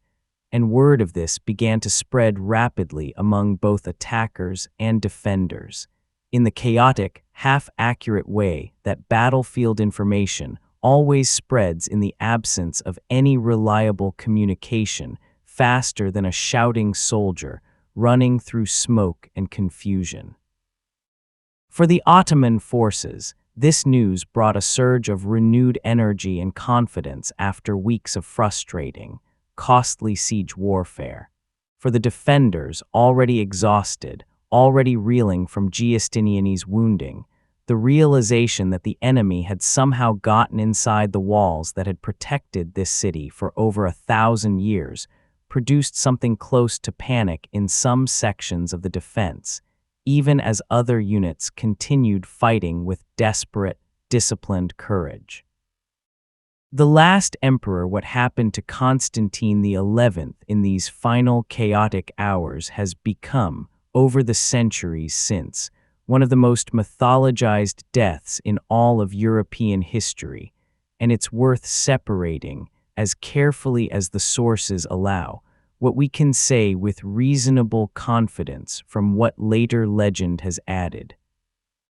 We know that as word spread of the breaches at multiple points along the wall, and as Ottoman soldiers began pouring into the city in increasing numbers, Constantine understood that the battle, and with it the 11th century history of the Byzantine Empire, was now lost. According to the most commonly cited accounts, he reportedly removed his imperial regalia, the ornate symbols of his office, apparently so as not to be recognized and captured alive, an outcome he seems to have considered worse than death itself. He then, according to these accounts, rode or walked into the thick of the fighting near the breach in the walls, apparently choosing to die fighting alongside his soldiers rather than survive to witness the fall of his city as a prisoner. His actual death was not witnessed, at least not by anyone who left behind a clear account, in the chaos and confusion of that final battle. His body was reportedly never conclusively identified afterward, though various later accounts describe attempts to locate it among the dead based on details like distinctive boots or armor.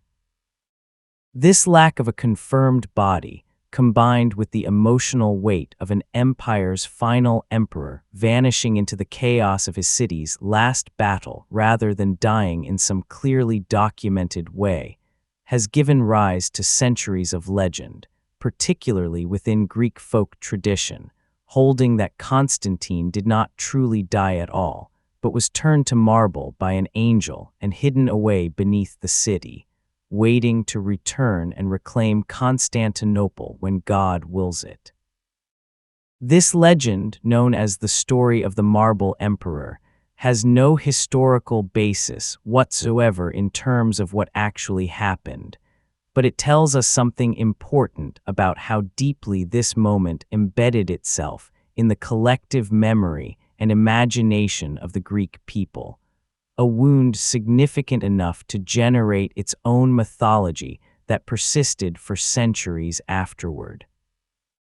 What we can say with much greater historical confidence is that Constantine XI, whatever the precise details of his final moments, died on the 29th of May, 1453, fighting to defend the city and the empire he had inherited, becoming the last Roman emperor in an unbroken line of succession stretching back, in the traditional reckoning, well over 1,000 years to Augustus himself. It is difficult to think of many other moments in history where a single individual's death so cleanly and symbolically marks the definitive end of an entire era. What happened when the walls fell once Ottoman forces had broken through in sufficient numbers? Organized resistance across most of the city collapsed within a matter of hours, though isolated pockets of fighting reportedly continued in various locations throughout the day as some defenders, cut off from any coordinated command, continued to resist rather than surrender.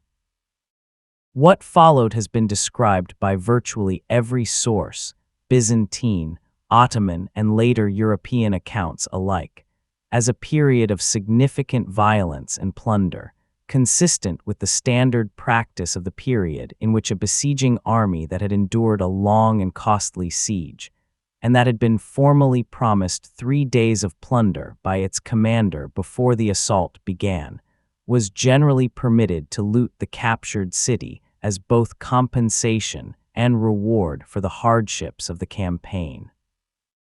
Contemporary accounts, particularly those written by Christian chroniclers who survived the fall or who gathered testimony from survivors and refugees in the years immediately afterward,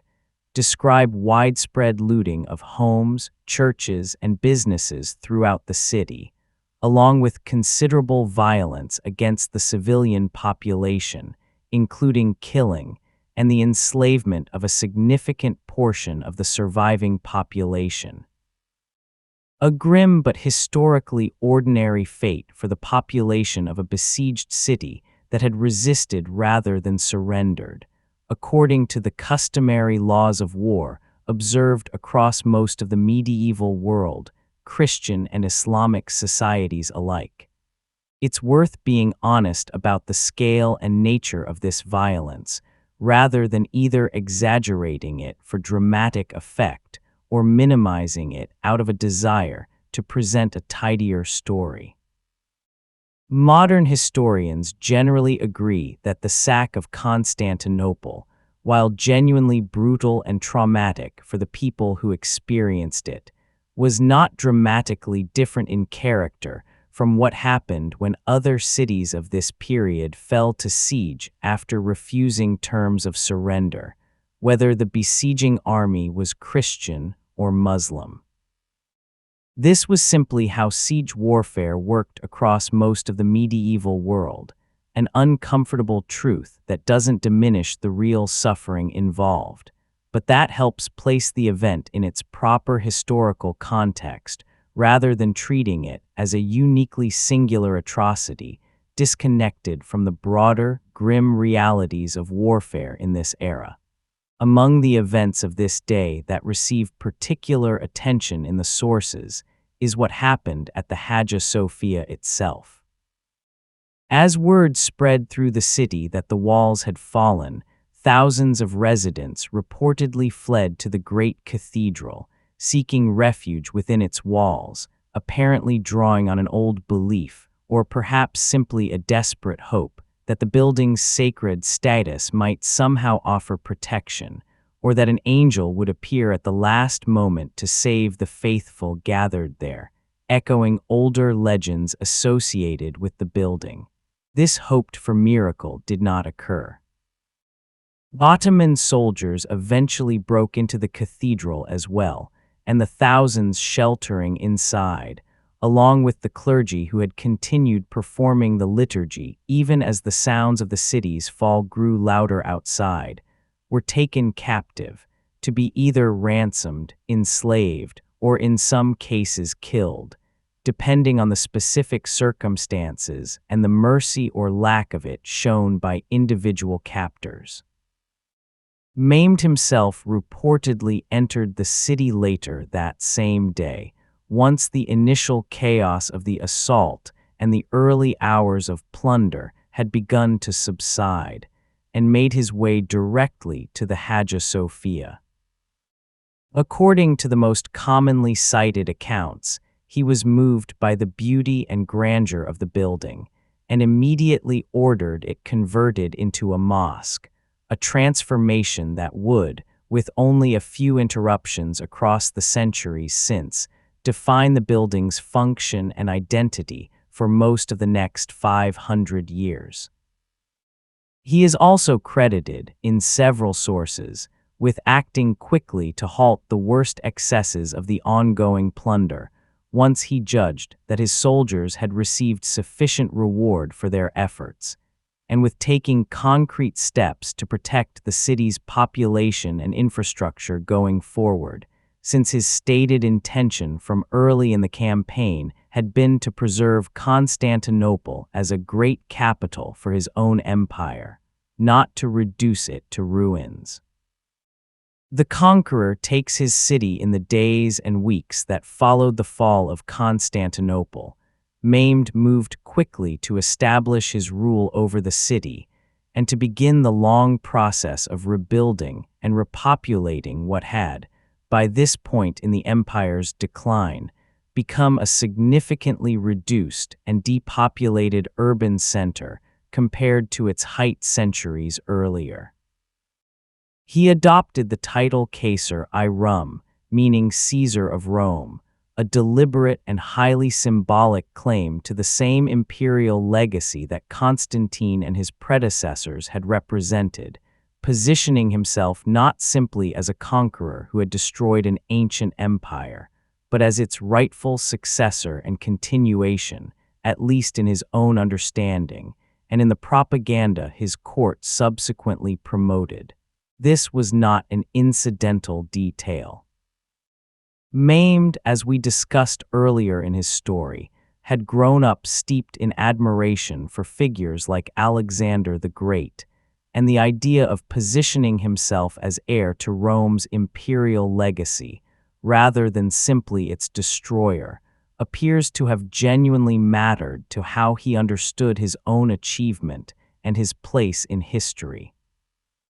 Recognizing that a great capital needed a substantial population to function and thrive, Mehmed initiated policies over the following years to actively repopulate Constantinople, which by this point renamed in common usage, though gradually, and the official switch to the name Istanbul would take centuries to fully complete, had shrunk to perhaps a third or less of its population at the empire's medieval peak.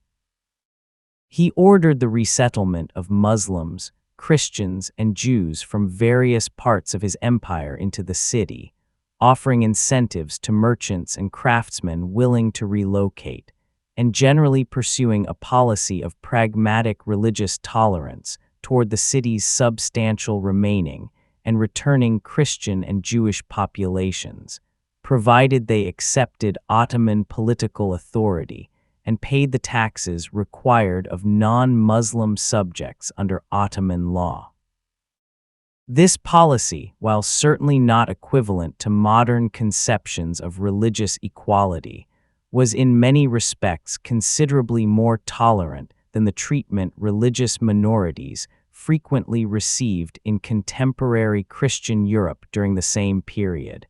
a detail that complicates any simple narrative that frames this event purely as a triumph of one civilization's intolerance over another's enlightenment. The Orthodox Church itself was permitted to continue functioning, and Mehmed appointed a new patriarch, Gennadius Scalarius, granting him and his office significant authority over the Orthodox Christian population, a system that would, with various modifications, persist for centuries under Ottoman rule, and that gave the Orthodox Church an institutional structure and continuity it might otherwise have lost entirely. Over the following decades, Constantinople, now increasingly known by variations of the name Istanbul, though both names would coexist in common usage for a remarkably long time, grew into one of the great cities of the world once again, the magnificent capital of an Ottoman Empire that would go on to dominate a vast territory spanning parts of Europe, Asia, and North Africa for the next several centuries. The city maimed conquered as a 21-year-old sultan eager to prove himself became, under his own subsequent rule and that of his successors, one of the largest, wealthiest, and most cosmopolitan cities on earth, a strange and in some ways fitting outcome for a place whose 11th century Byzantine story had ended in such violence and loss. The scholars who fled west while maimed worked to rebuild Constantinople as his own capital. A different and quieter consequence of the city's fall was unfolding across the Mediterranean, one that would ultimately shape the intellectual history of Europe in ways nobody involved could have fully anticipated at the time. For decades before the final siege, as Ottoman power steadily encroached on Byzantine territory, a slow trickle of Greek scholars, along with the ancient manuscripts many of them carried with them, had already been making their way westward into Italy, drawn by opportunities to teach and by growing Italian interest in classical Greek learning.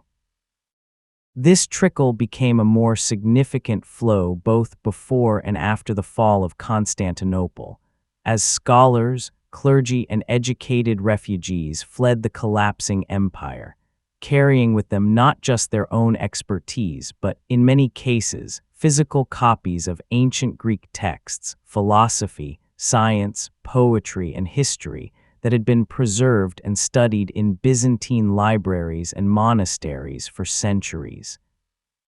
In some cases representing knowledge that had become rare or entirely lost in the Latin-speaking West during the preceding centuries.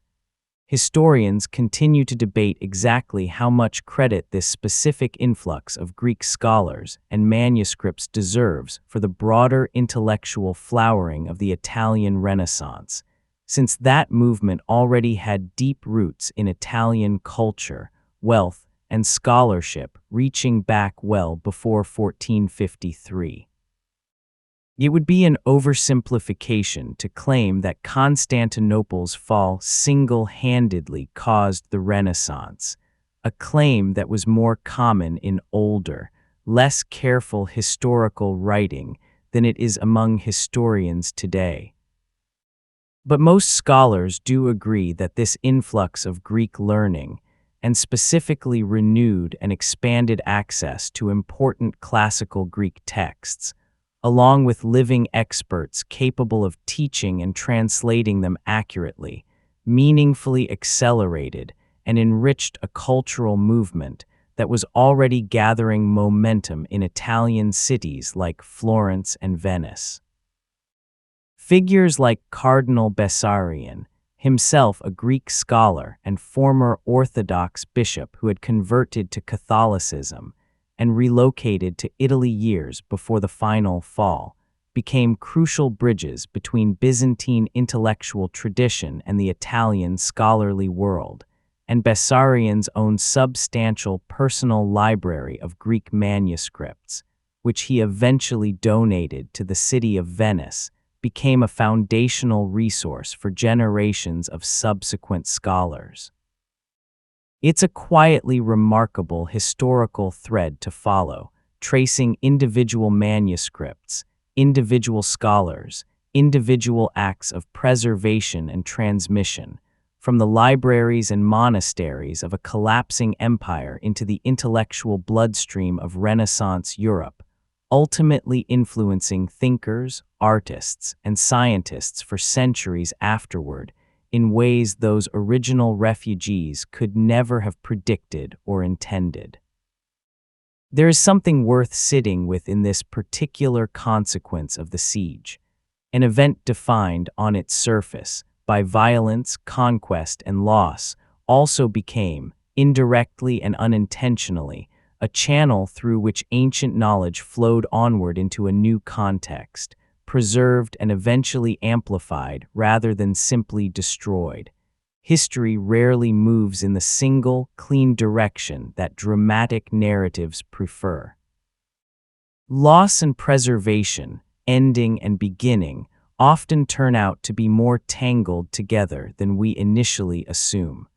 A closed door and a new ocean beyond its effects on scholarship and religion, the fall of Constantinople carried enormous economic consequences that would, within a few decades, help reshape the entire pattern of global trade and exploration.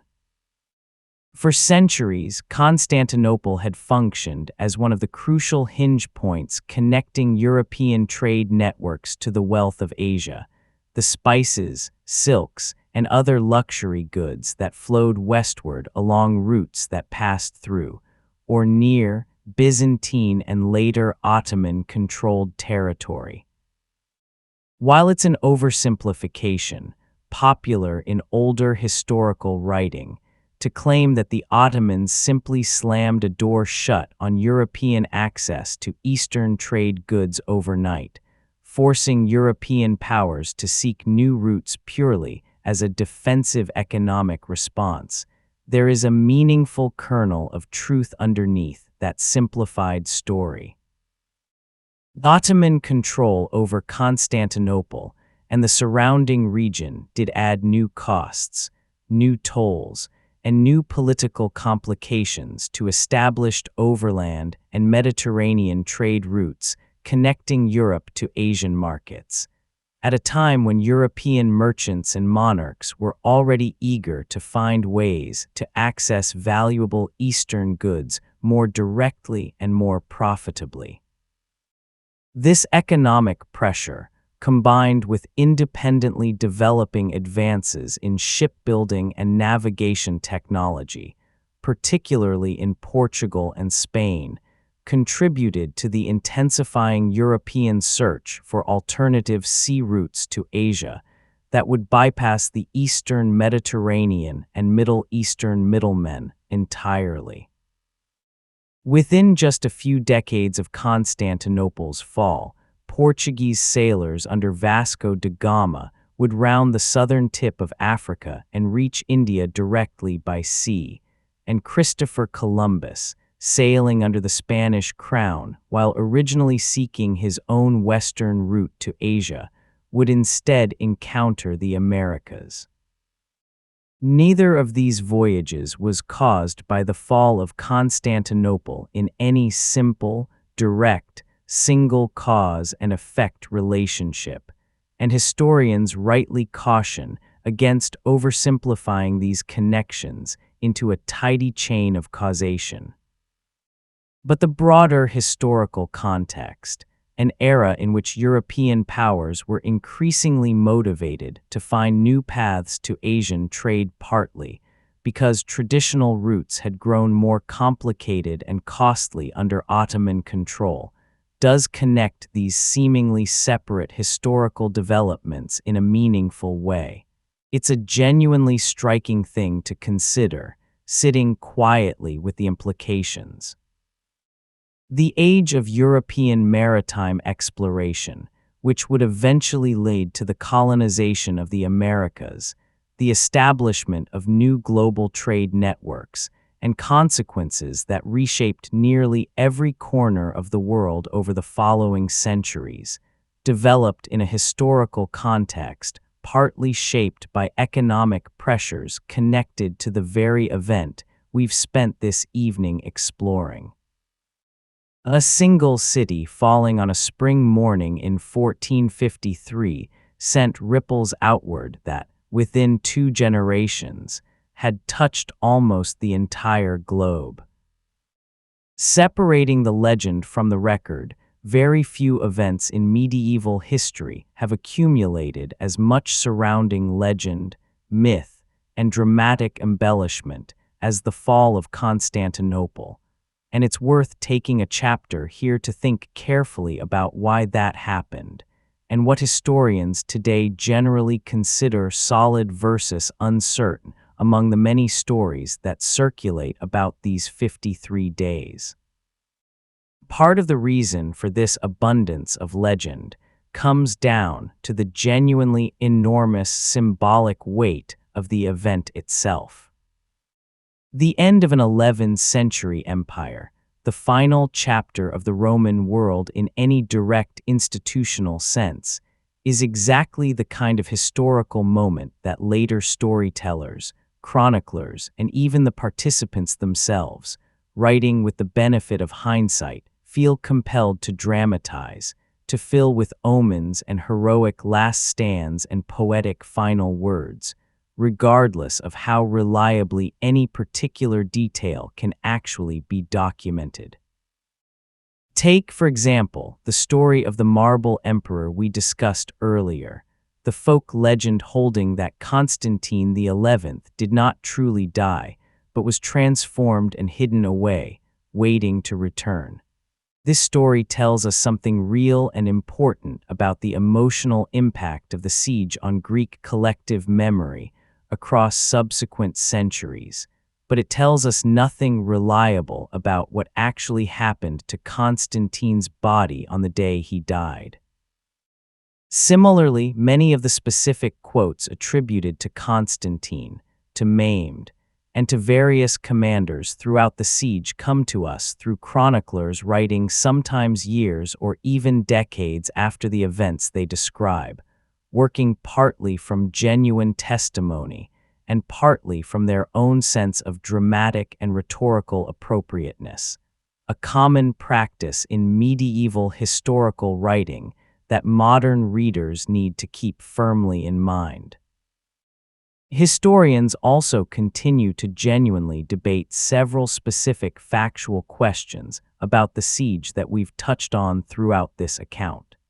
The exact size of both armies remains uncertain, with contemporary sources, as is typical for medieval military history, often providing wildly inflated or inconsistent numbers that modern historians have had to carefully cross-reference and adjust using more conservative and methodologically sound estimation techniques.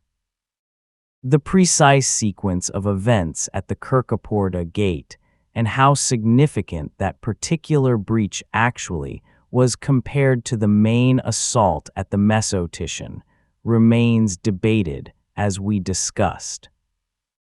Even the famous overland transport of Ottoman ships into the Golden Horn, while confirmed by multiple independent sources in its broad outline, has specific details: the exact number of ships, the precise route taken, the exact mechanics of the operation, that vary meaningfully between different accounts and that historians have not been able to fully resolve with complete confidence.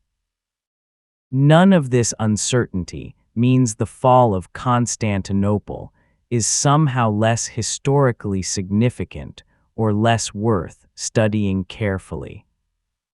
It simply means that, like almost every dramatic historical event studied across a distance of many centuries, the real story involves holding two things simultaneously in mind: a genuine, well-documented core of verified historical fact, and a rich surrounding layer of legend, tradition, and dramatic embellishment that developed around that core over subsequent generations. Learning to hold both of these things at once, without either dismissing legitimate legend as worthless or mistaking dramatic legend for verified fact, is in many ways one of the most valuable skills anyone can develop when studying history seriously. The ordinary people will never know throughout this account. We've spent time with emperors and sultans, generals and canon founders, patriarchs and scholars, the kind of figures whose names survive in the historical record because they held positions of enough power or prominence that chroniclers thought to write them down. But it's worth pausing, before we bring this story toward its close, to think honestly about everyone we haven't been able to name. The baker we met at the very beginning of this account, the young soldier standing cold watch on the walls, the elderly monk praying in his small chapel, these were composite figures, built from the kind of ordinary lives that historical evidence tells us existed throughout the city during these final weeks, even though no specific chronicle happened to record their individual names or their individual fates. This is not a failure of historical research so much as an honest reflection of how history actually gets recorded across most of human civilization. Kings and generals get chronicled. Bakers generally do not, unless something about their particular story happens to intersect with an event important enough or dramatic enough that someone with access to writing materials and a reason to write thought it worth preserving. We know from the broader patterns of siege warfare and from scattered specific references throughout the surviving sources roughly what happened to the general population of Constantinople in the aftermath of the city's fall. Some were killed in the initial chaos of the assault and its immediate aftermath.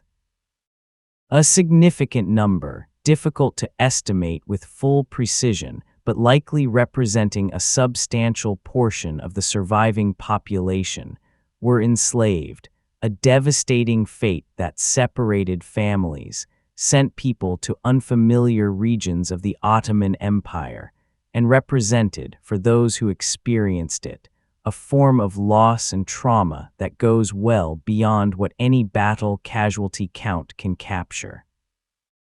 Others managed to negotiate their survival and eventual ransom, particularly those with wealth or connections, or those who happened to be in districts where Ottoman commanders exercised more restraint or where resistance had ended more quickly, resulting in somewhat less severe treatment under the customary practices of the period.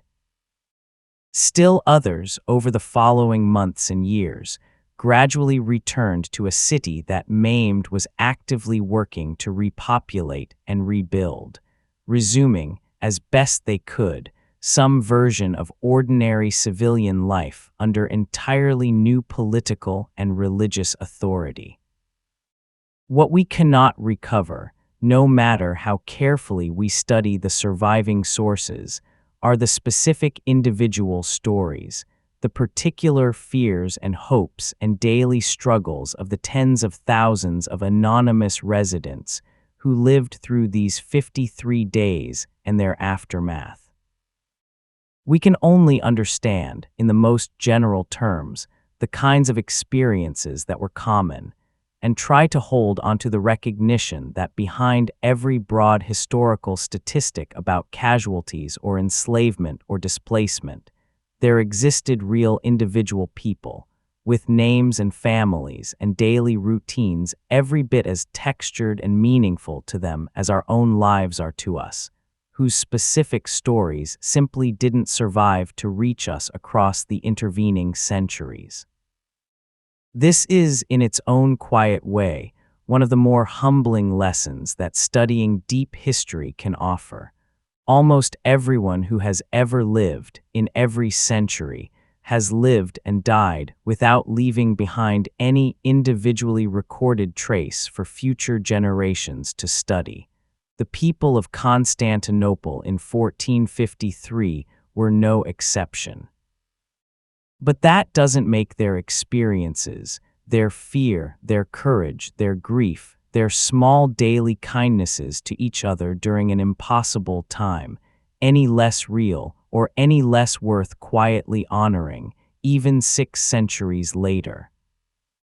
The diary of a Venetian surgeon among the handful of first-hand accounts that survive from inside the besieged city, one deserves particular attention, because it offers something rare in medieval history, a genuinely contemporary, day-by-day record written by someone who lived through the entire siege as it happened, rather than a retrospective account composed years later with the benefit of hindsight. Niccolò Barbaro was a Venetian physician who happened to be in Constantinople during the siege,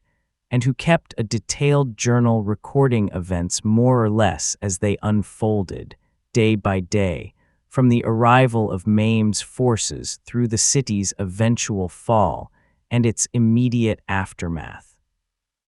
His account, written from the practical, observational perspective of a medical professional, rather than a court chronicler with political interests to serve, has become one of the most valuable and frequently cited primary sources historians use when trying to reconstruct the actual sequence of events during the siege, precisely because it lacks some of the dramatic embellishment and retrospective political shaping that characterizes many other accounts written after the outcome was already known. Barbaro's diary includes the kind of small, concrete, unglamorous details that only someone actually living through an event day by day tends to record, whether conditions, specific dates when particular bombardments occurred, observations about food shortages and prices, notes about which ships arrived or attempted to arrive at the city and what happened to them, the kind of granular,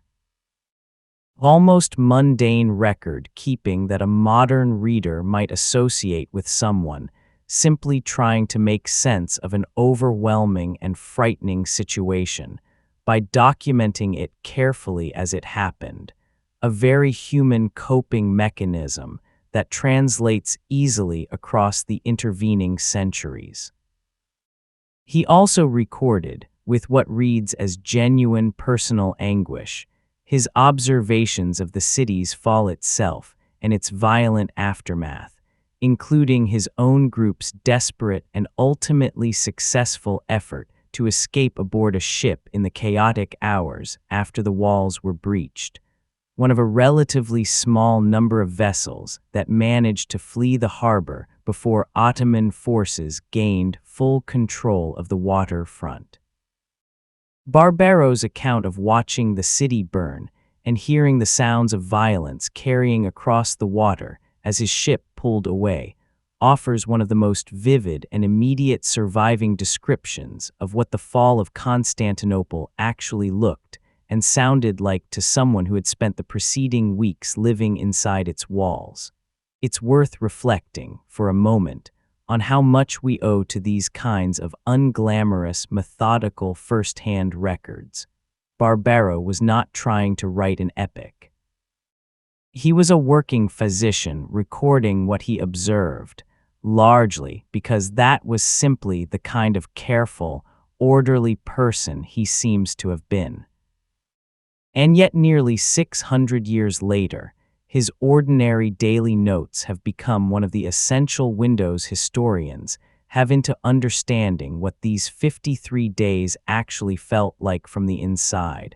a reminder that historical value often comes not from dramatic literary flourish, but from patient, honest, unglamorous observation, recorded simply because someone thought it was worth writing down.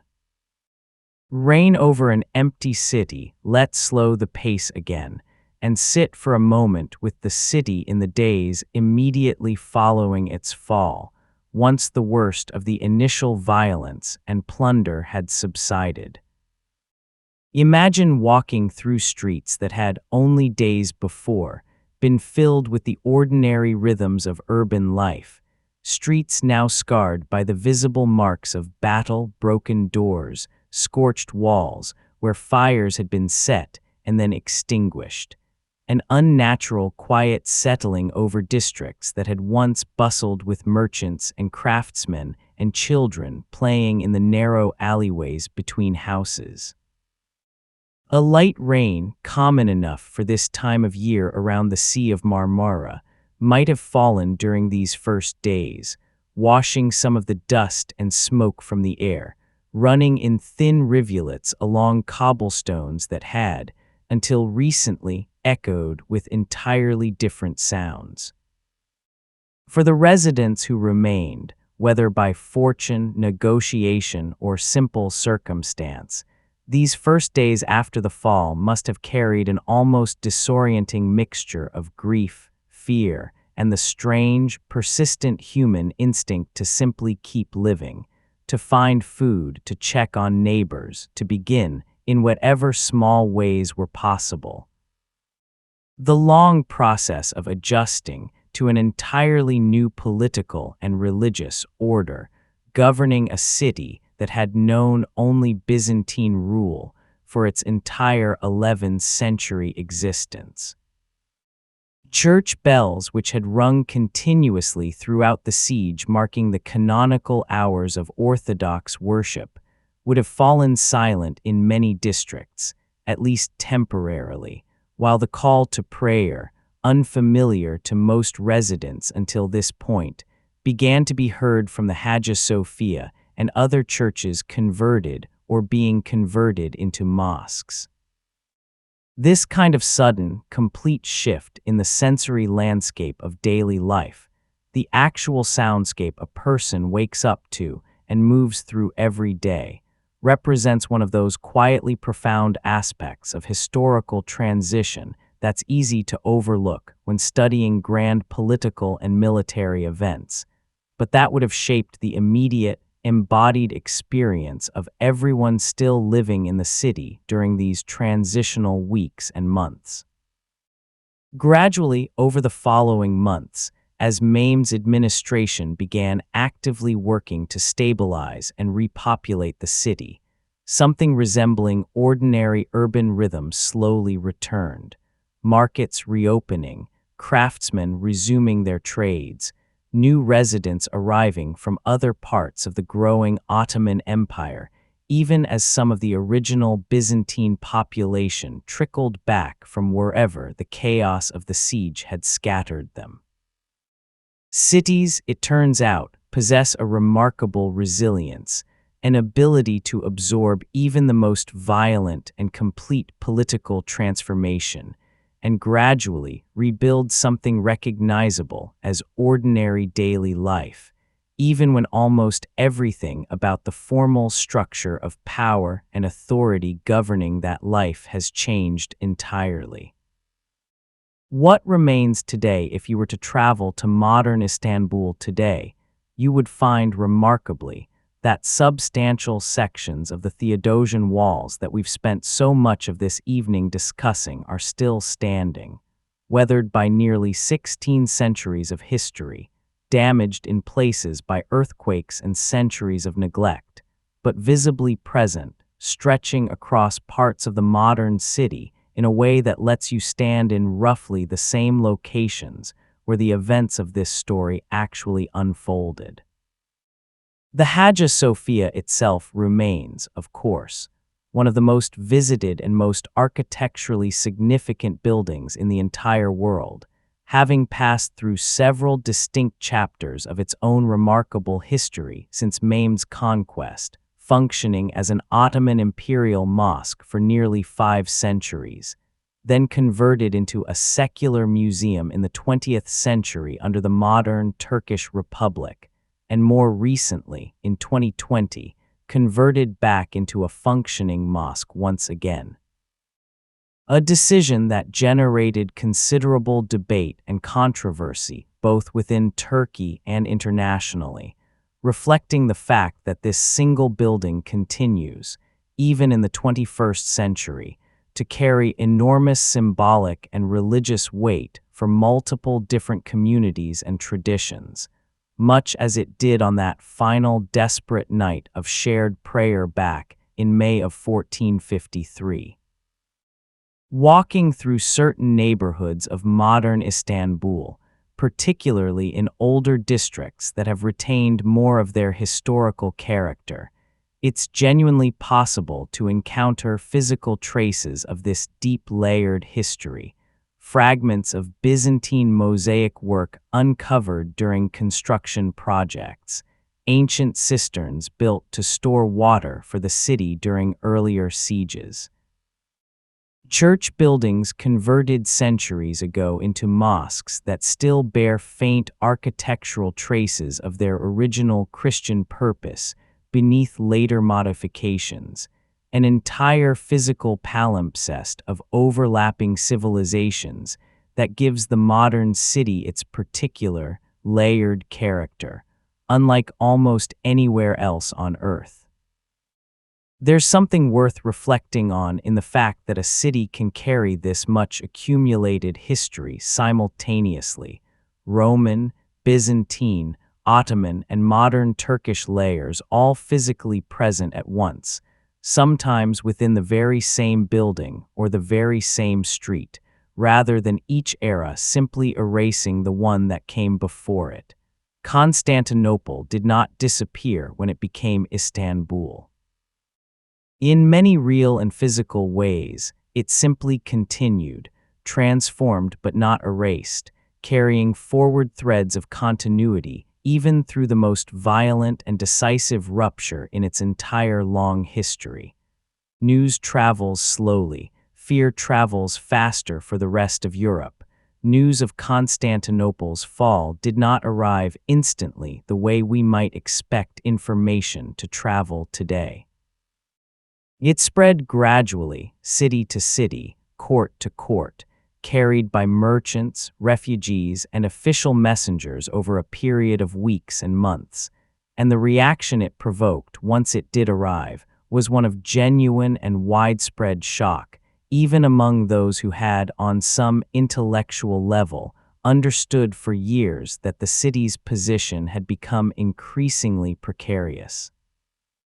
Pope Nicholas V, upon receiving confirmation of the city's fall, reportedly reacted with profound grief and alarm, and in the following months various Catholic leaders across Europe began discussing, with a new urgency that had been notably absent during the years when Byzantine appeals for help went largely unanswered, the possibility of organizing a new crusade to recapture the city, or at least to check further Ottoman expansion into Europe.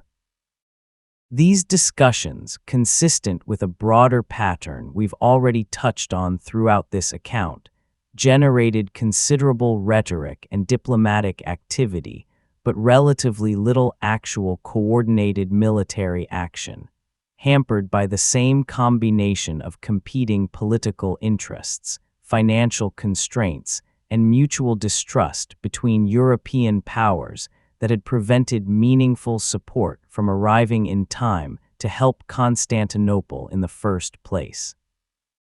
Beyond the corridors of formal diplomacy, the fall of Constantinople provoked genuine popular fear across significant parts of Christian Europe, a sense that a new and formidable power had definitively arrived on the continent's southeastern doorstep, with uncertain but clearly ambitious intentions for further expansion.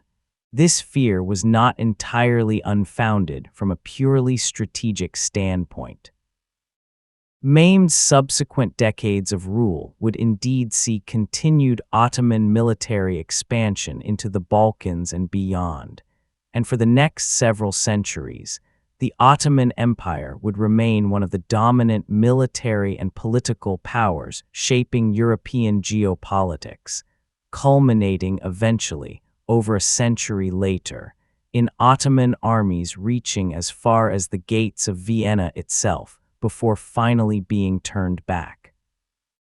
It's worth noting how this fear, and the genuine military and political challenge the Ottoman Empire continued to represent for European powers over subsequent centuries, gradually calcified into broader cultural attitudes and stereotypes about the Ottoman world and about Islam more generally, attitudes that later scholars have had to work carefully to disentangle from more historically grounded and nuanced understanding. The fall of Constantinople became, in European cultural memory across subsequent centuries, a kind of shorthand symbol, sometimes invoked accurately and sometimes distorted for various political and rhetorical purposes, for a broader and more complicated set of relationships between European Christian and Ottoman Islamic civilizations that would continue evolving, sometimes through conflict and sometimes through surprisingly extensive trade, diplomacy, and cultural exchange. For centuries afterward, the rest of the conqueror's life Mehmed II, having achieved at 21 years old what many rulers before him had attempted and failed to accomplish across nearly 8 centuries of Islamic military history, did not simply rest on this singular achievement. He would go on to rule for another 28 years, until his death in 1481, and those subsequent decades would see him continue an ambitious and often ruthlessly effective campaign of military expansion and administrative consolidation that transformed the Ottoman state from a powerful regional kingdom into the core of what would become one of the great empires of early modern history. He extended Ottoman control deeper into the Balkans, brought Serbia, Bosnia, and other regional territories more firmly under Ottoman authority, campaigned in Anatolia to consolidate Turkish territories that had previously maintained varying degrees of independence, and even launched a brief and ultimately unsuccessful invasion of southern Italy near the very end of his reign, an ambition that, had it succeeded, might have carried Ottoman power directly into the heart of the Italian peninsula itself.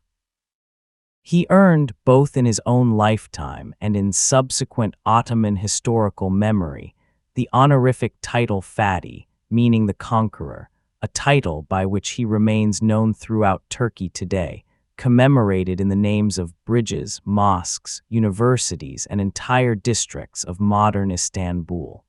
Beyond his military campaigns, Mehmed proved himself a genuinely significant patron of learning and culture, consistent with the intellectually curious character we discussed earlier in his life. He supported scholars, commissioned significant architectural and infrastructure projects throughout Constantinople and across his growing empire, and maintained an active interest in both Islamic and European learning throughout his reign, reportedly corresponding with and even commissioning portraits from Italian Renaissance artists, including a famous portrait attributed to the Venetian painter Gentile Bellini, created during a visit to Mehmed's court in the final years of the Sultan's life. A striking artifact that captures something of the complicated, cosmopolitan character of this ruler who had, 3 decades earlier, ended one great Christian empire while simultaneously remaining genuinely curious about and engaged with the broader currents of European culture and learning throughout the rest of his life. Mehmed died in 1481, reportedly while preparing for another military campaign, still restlessly ambitious even in his final months. He left behind an empire dramatically transformed from the one he had inherited as a young man, and a legacy so thoroughly shaped by that single, decisive achievement in the spring of 1453 that even 6 centuries later, it remains the event most closely associated with his name and his historical significance, the achievement that, more than any other, defined how history would remember him.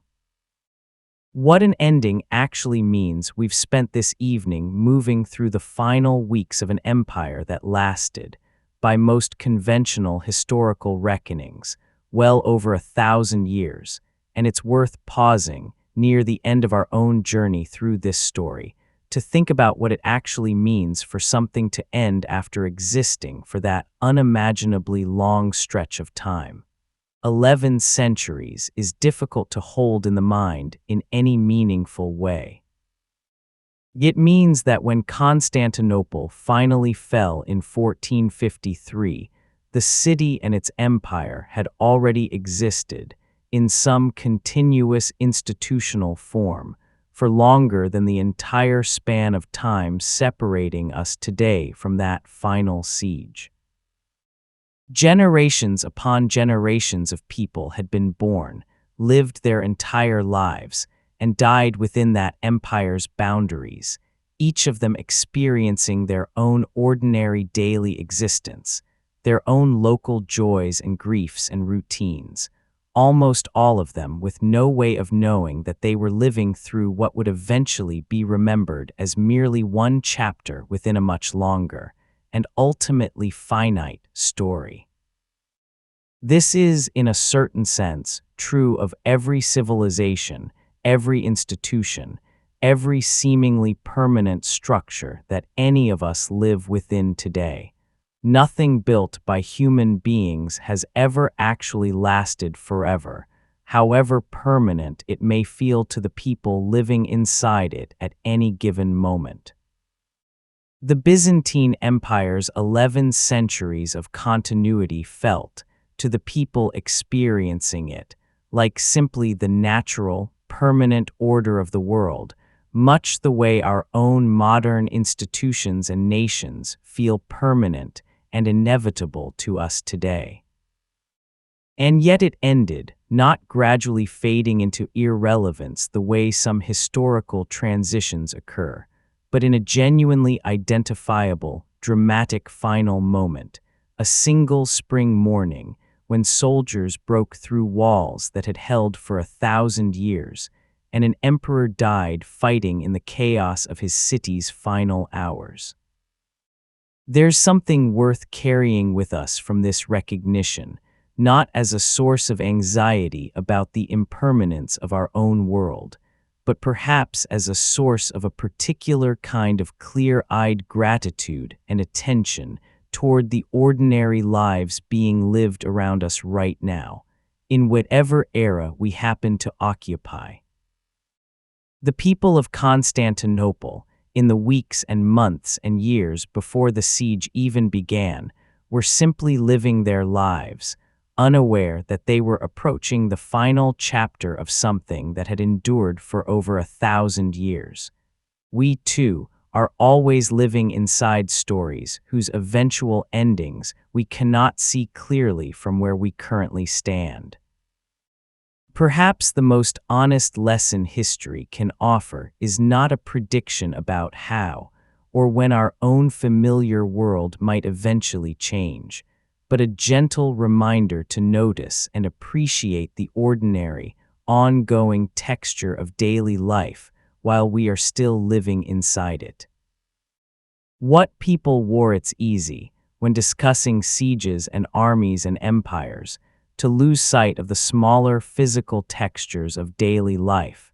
and clothing offers one particularly vivid way back into that texture, since what people wore in Constantinople during these final years reflected the city's complicated social structure and its increasingly strained economic circumstances in equal measure.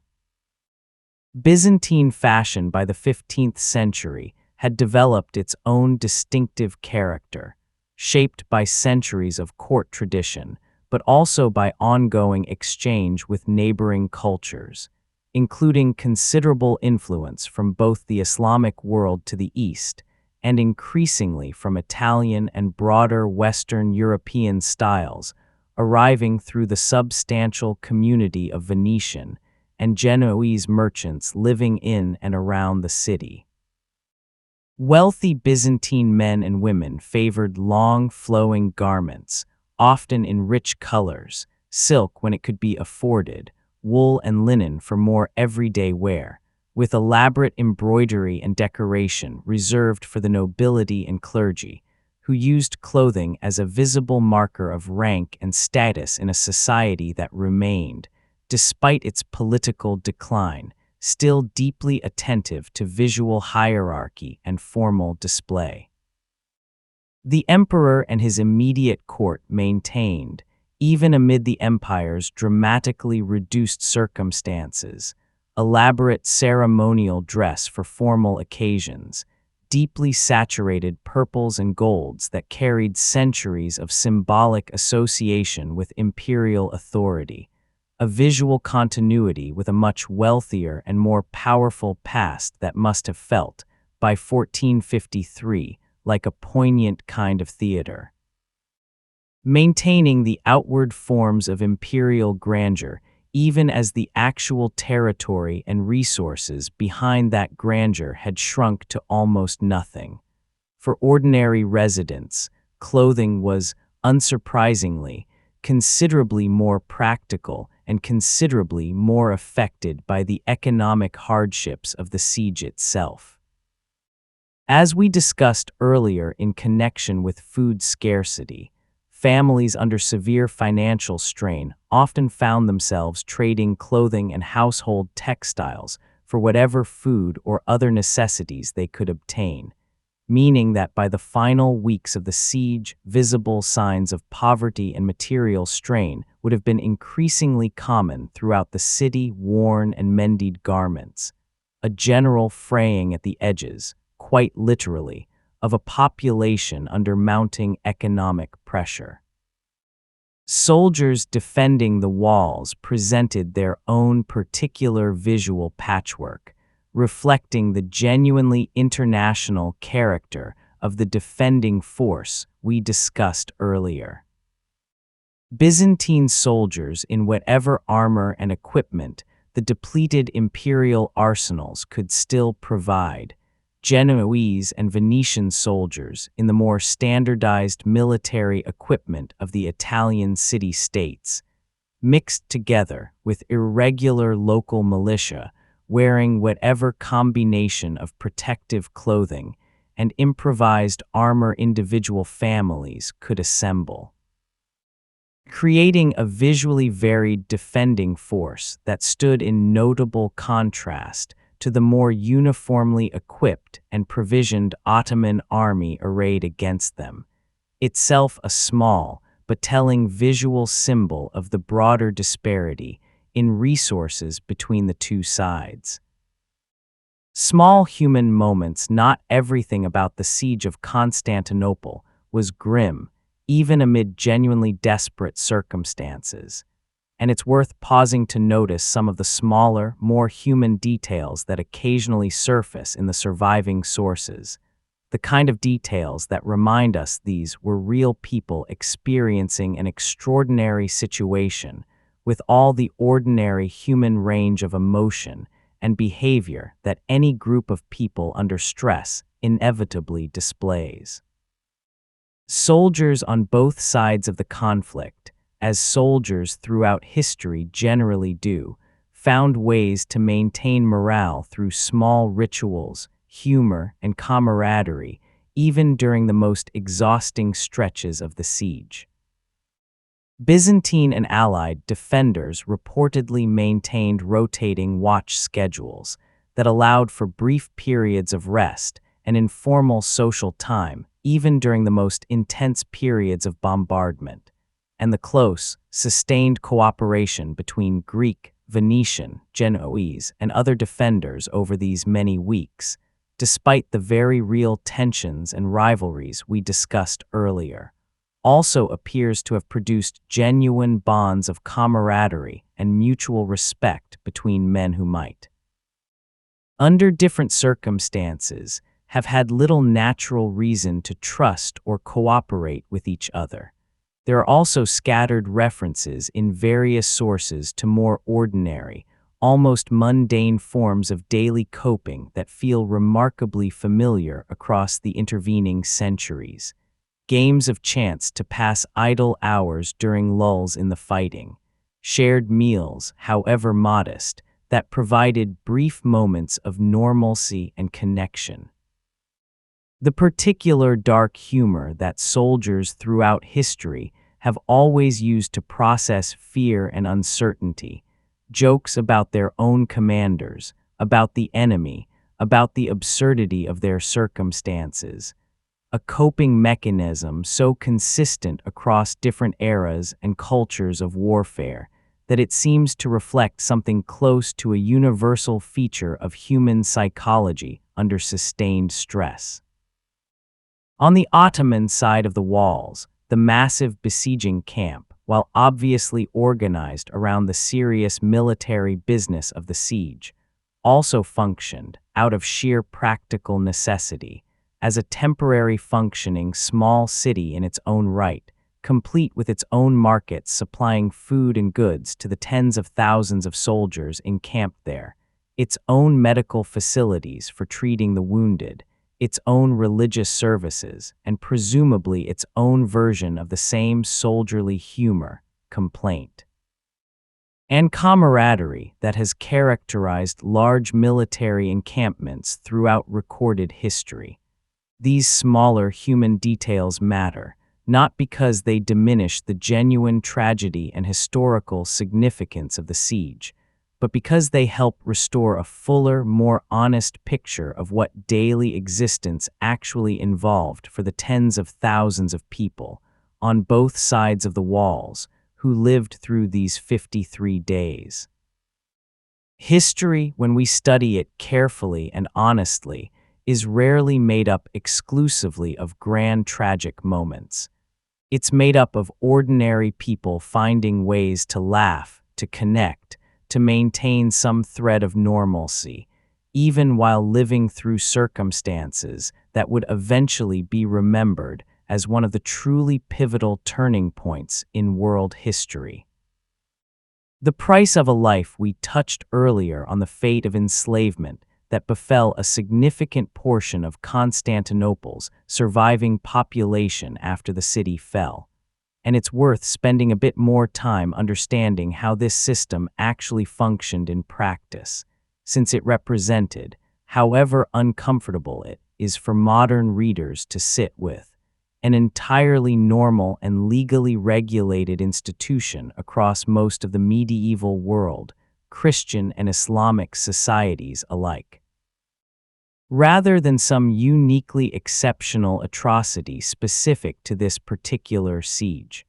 under the customs of warfare broadly observed across the medieval Mediterranean world, a besieged city that resisted rather than surrendered when offered terms, as Constantinople had forfeited certain legal protections that might otherwise have applied to its population and property once that city eventually fell by force. Captured civilians could be legally enslaved, their property legally seized as plunder, under rules understood and generally accepted, in their broad outlines, by both Christian and Islamic legal and military traditions of the period, even though the specific application and severity varied considerably from siege to siege, depending on the individual conduct and inclinations of the victorious commanders involved. For those enslaved in the aftermath of Constantinople's fall, fates varied considerably depending on individual circumstances, skills, wealth, and simple chance. Wealthier captives, or those with family connections capable of raising funds, could sometimes negotiate ransom, buying their own freedom or the freedom of family members through payment, a practice with its own established customs and expectations across the broader Mediterranean world, where ransoming captured Christians and Muslims from each other had become, over centuries of ongoing conflict and trade between these civilizations, a genuinely established and even somewhat routine commercial practice. Complete with specialized merchants and religious organizations that facilitated exactly this kind of transaction. Those without wealth or connections faced considerably harsher prospects, sold into slavery within various parts of the expanding Ottoman Empire, where their specific treatment and circumstances would then depend heavily on the individual household or context into which they were placed, ranging from genuinely brutal conditions to, in some documented cases, eventual integration, and even, over subsequent generations in some instances, upward mobility within Ottoman society.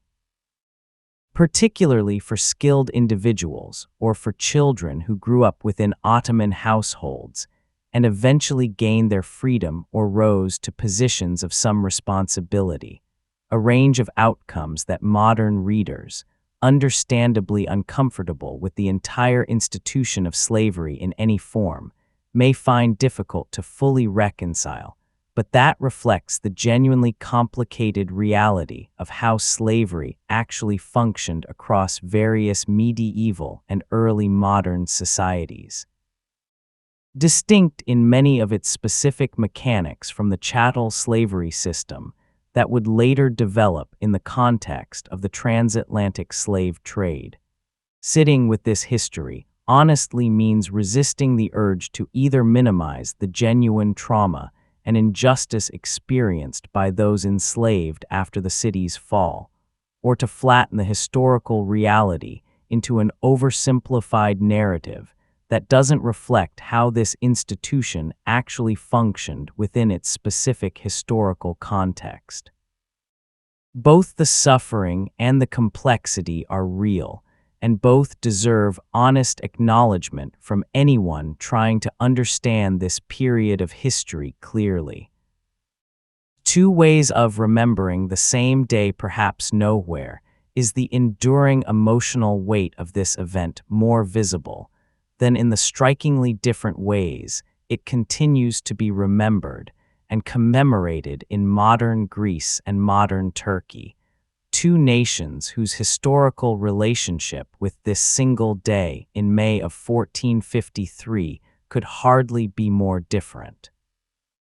In Turkey, the 29th of May is celebrated as a day of national pride and historical triumph, commemorated with official ceremonies, historical reenactments, and considerable public attention, particularly in Istanbul itself, where the conquest of the city is understood as a defining founding moment for the transformation of a regional Anatolian power into what would eventually become one of history's great empires.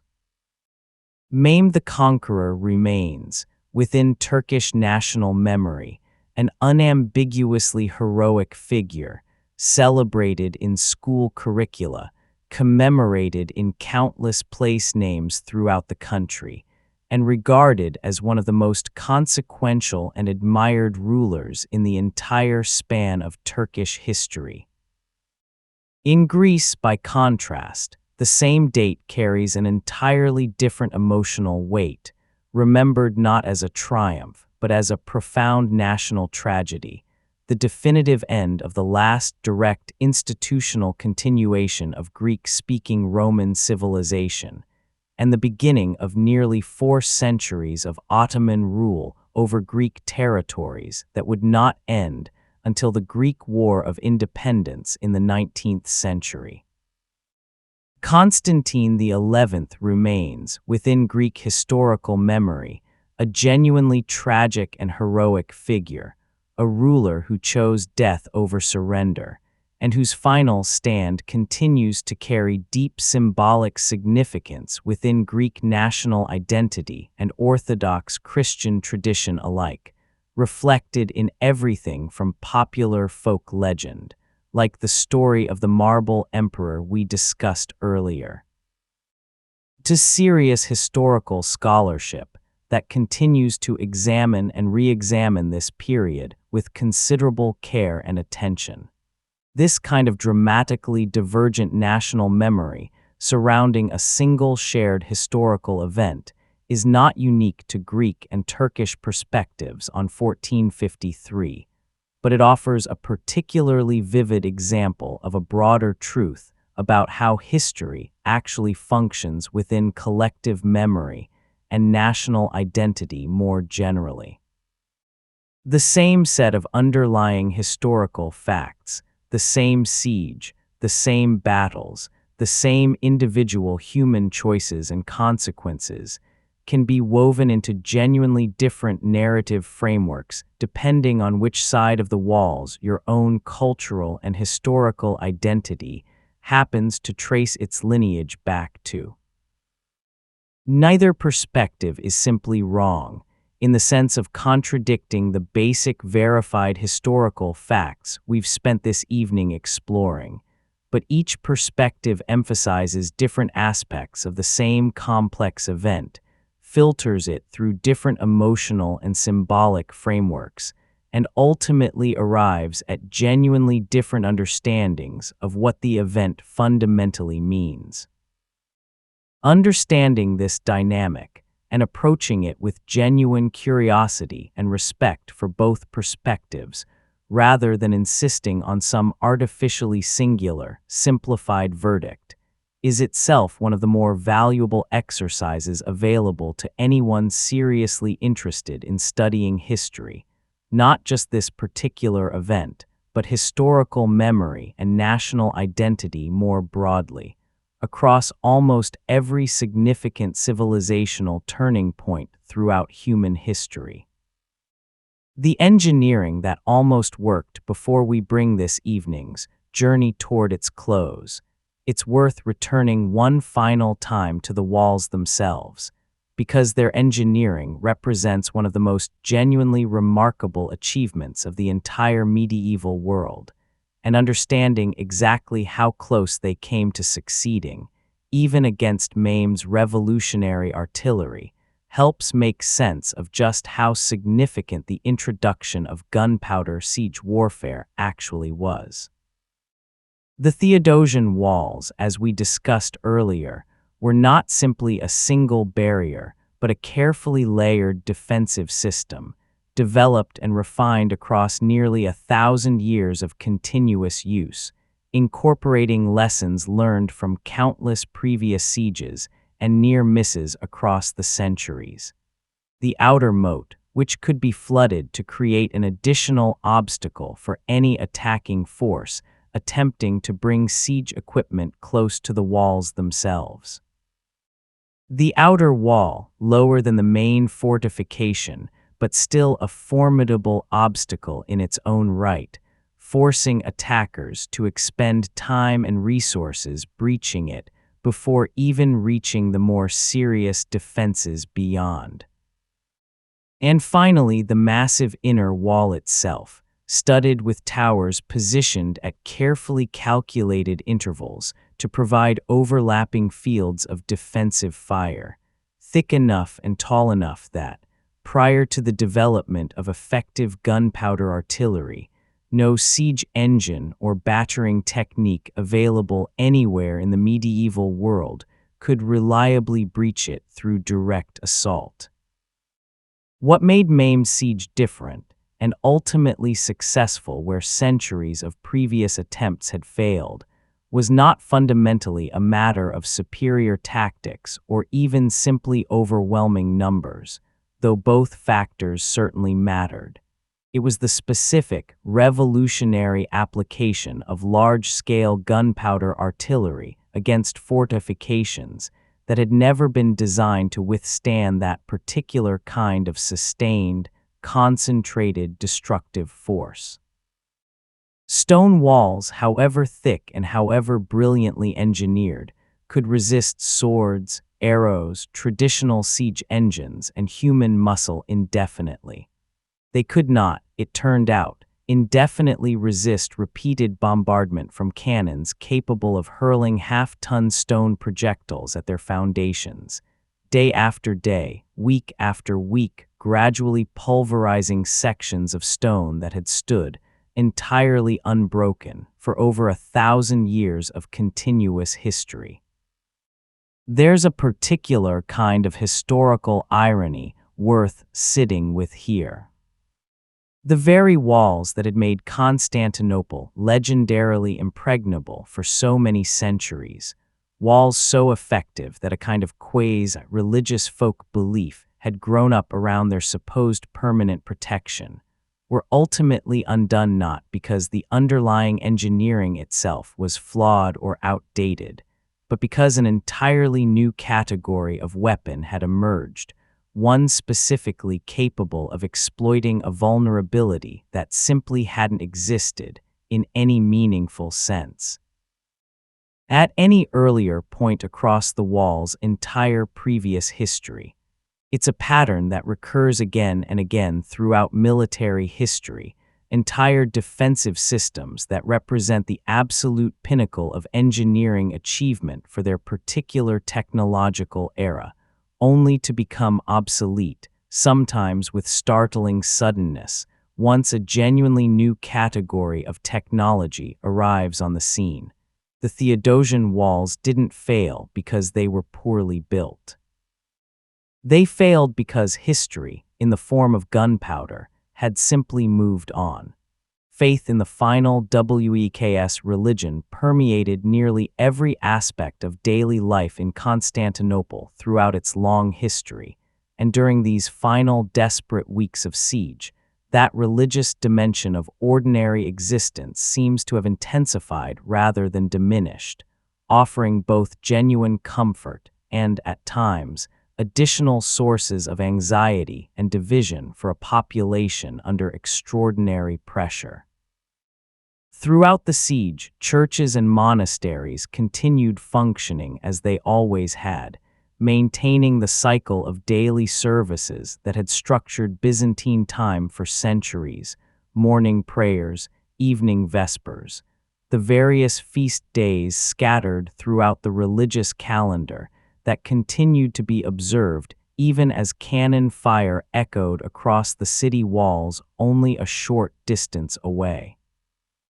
For many residents, this continuity of religious practice likely offered something genuinely stabilizing amid circumstances that had otherwise upended nearly every other aspect of normal daily routine,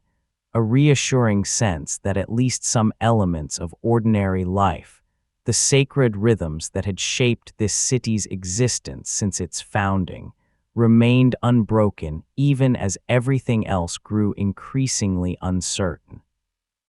The city's numerous relics, and Constantinople possessed, by medieval standards, one of the most extensive collections of Christian relics anywhere in the world, accumulated over more than a millennium of imperial patronage and pilgrimage, took on particular significance during these final weeks. Various accounts describe relics being carried in processions around the city, and specifically along threatened sections of the walls, in hopes of invoking divine protection, a practice with deep roots in Byzantine tradition that had, according to popular belief, helped preserve the city during previous historical sieges across earlier centuries. The dramatic and unsettling incident we discussed earlier, involving the icon of the Virgin Mary that reportedly fell during one such procession, needs to be understood within this broader context of genuine, deeply held religious practice, not as an isolated superstitious oddity, but as part of an entire, coherent religious worldview through which the population of Constantinople was actively trying to understand and respond to the crisis unfolding around them. At the same time, as we discussed earlier regarding the controversial union with the Catholic Church, religious life during this period was also marked by genuine internal division and tension, reflecting deeper theological and cultural disputes that predated the siege by decades, and that would, in various forms, continue shaping Orthodox and Catholic relations for centuries afterward. Some residents and clergy viewed the very fact of continued Ottoman military pressure as a form of divine punishment for what they considered the spiritual betrayal represented by the church union, while others held to a more straightforward hope that God would ultimately protect the city as tradition held he always had before, regardless of the specific theological disputes dividing the population internally.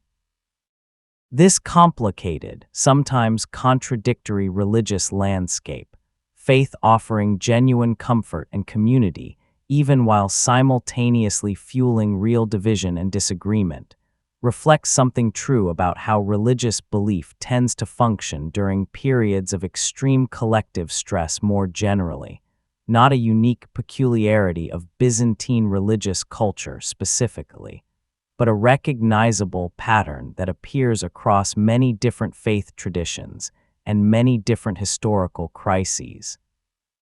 Whenever a community facing existential danger turns toward its deepest shared beliefs for comfort and guidance, only to discover that those beliefs, however sincerely held, don't always point toward a single unified response or interpretation.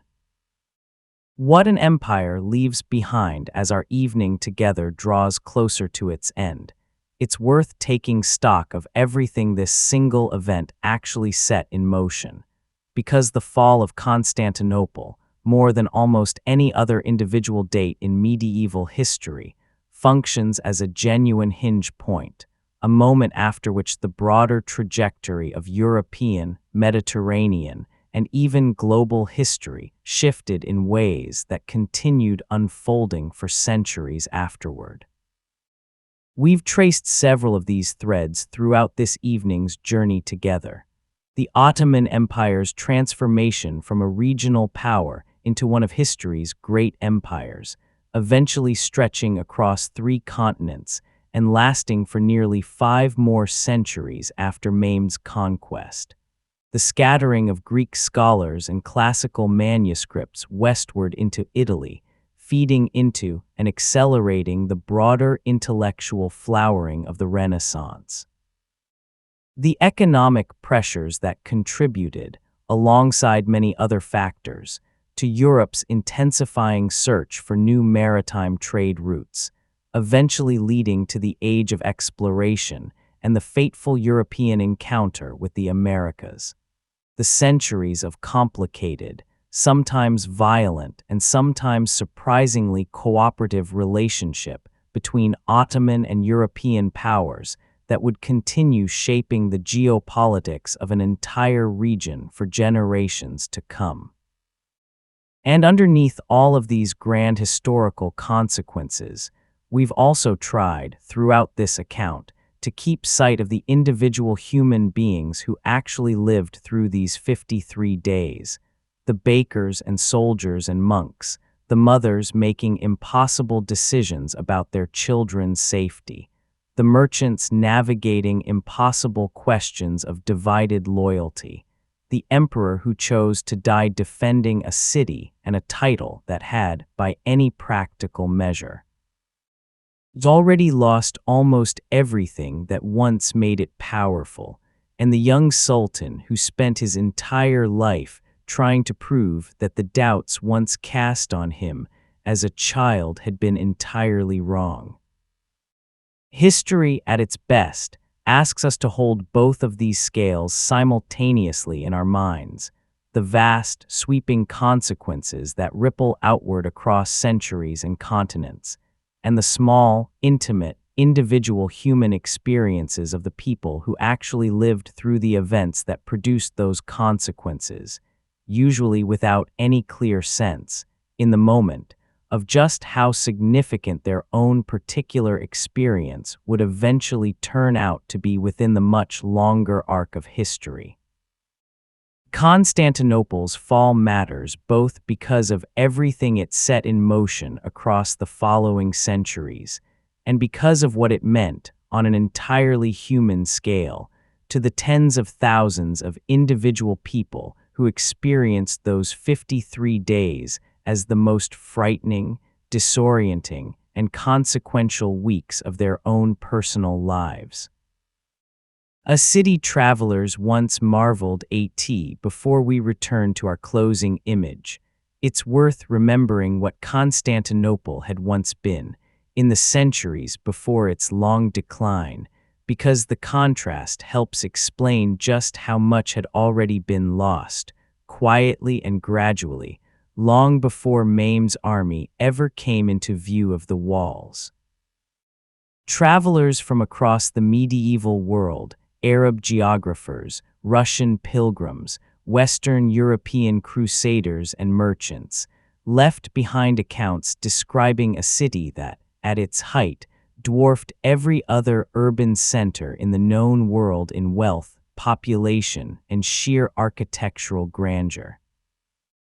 A Russian visitor in the early 14th century, and various Arab travelers before him, wrote with evident astonishment about the sheer number of churches, the richness of imperial ceremony, the bustling harbors filled with ships from across the Mediterranean and beyond, the markets overflowing with silk, spices, and goods gathered from trade networks stretching as far as China and India. For centuries, Constantinople was, without serious rival, the greatest city in the Christian world, and one of the greatest cities anywhere on earth. That grandeur had already faded considerably by 1453, worn down by centuries of shrinking territory, repeated plague outbreaks, including the devastating Black Death that swept through the city in the 14th century along with the rest of the known world, and a catastrophic sack the city had already suffered once before in 1204, when soldiers of the supposedly allied Fourth Crusade, diverted from their original destination through a complicated tangle of debt, political intrigue, and opportunism, turned their weapons against fellow Christians and brutally sacked Constantinople itself, an earlier trauma whose wounds, both physical and psychological, the city had never fully recovered from in the 2.5 centuries between that disaster and the final Ottoman conquest. By the time Mehmed's army arrived, large sections of the city that visiting travelers centuries earlier had described as densely built and thriving had become, instead, sparsely populated, dotted with abandoned buildings, overgrown gardens, and open fields where grand structures had once stood,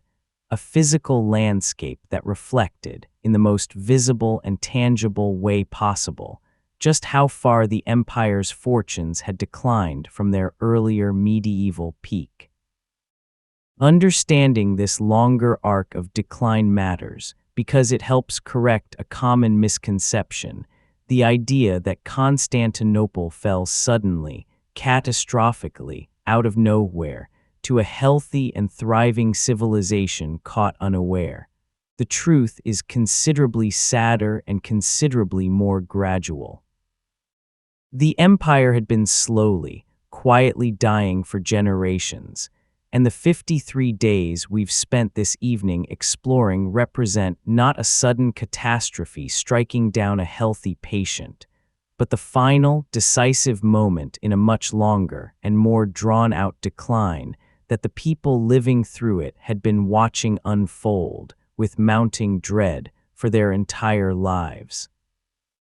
Wind, water, and the shape of the land, one final thread worth pulling on before we close, involves the physical geography of the city itself.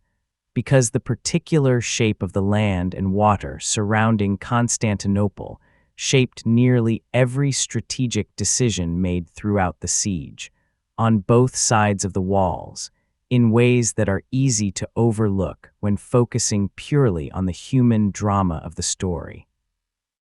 The city's triangular peninsula, bounded by the Sea of Marmara to the south, the Golden Horn to the north, and the Bosphorus Strait meeting at its tip, meant that only the western landward side required the massive fortification effort the Theodosian Walls represented, since the surrounding waters provided a natural defensive barrier against attack from those directions, at least under normal circumstances, before Mehmed's engineers found their remarkable workaround for the Golden Horn specifically. This geography had shaped the city's entire defensive strategy for over 1,000 years,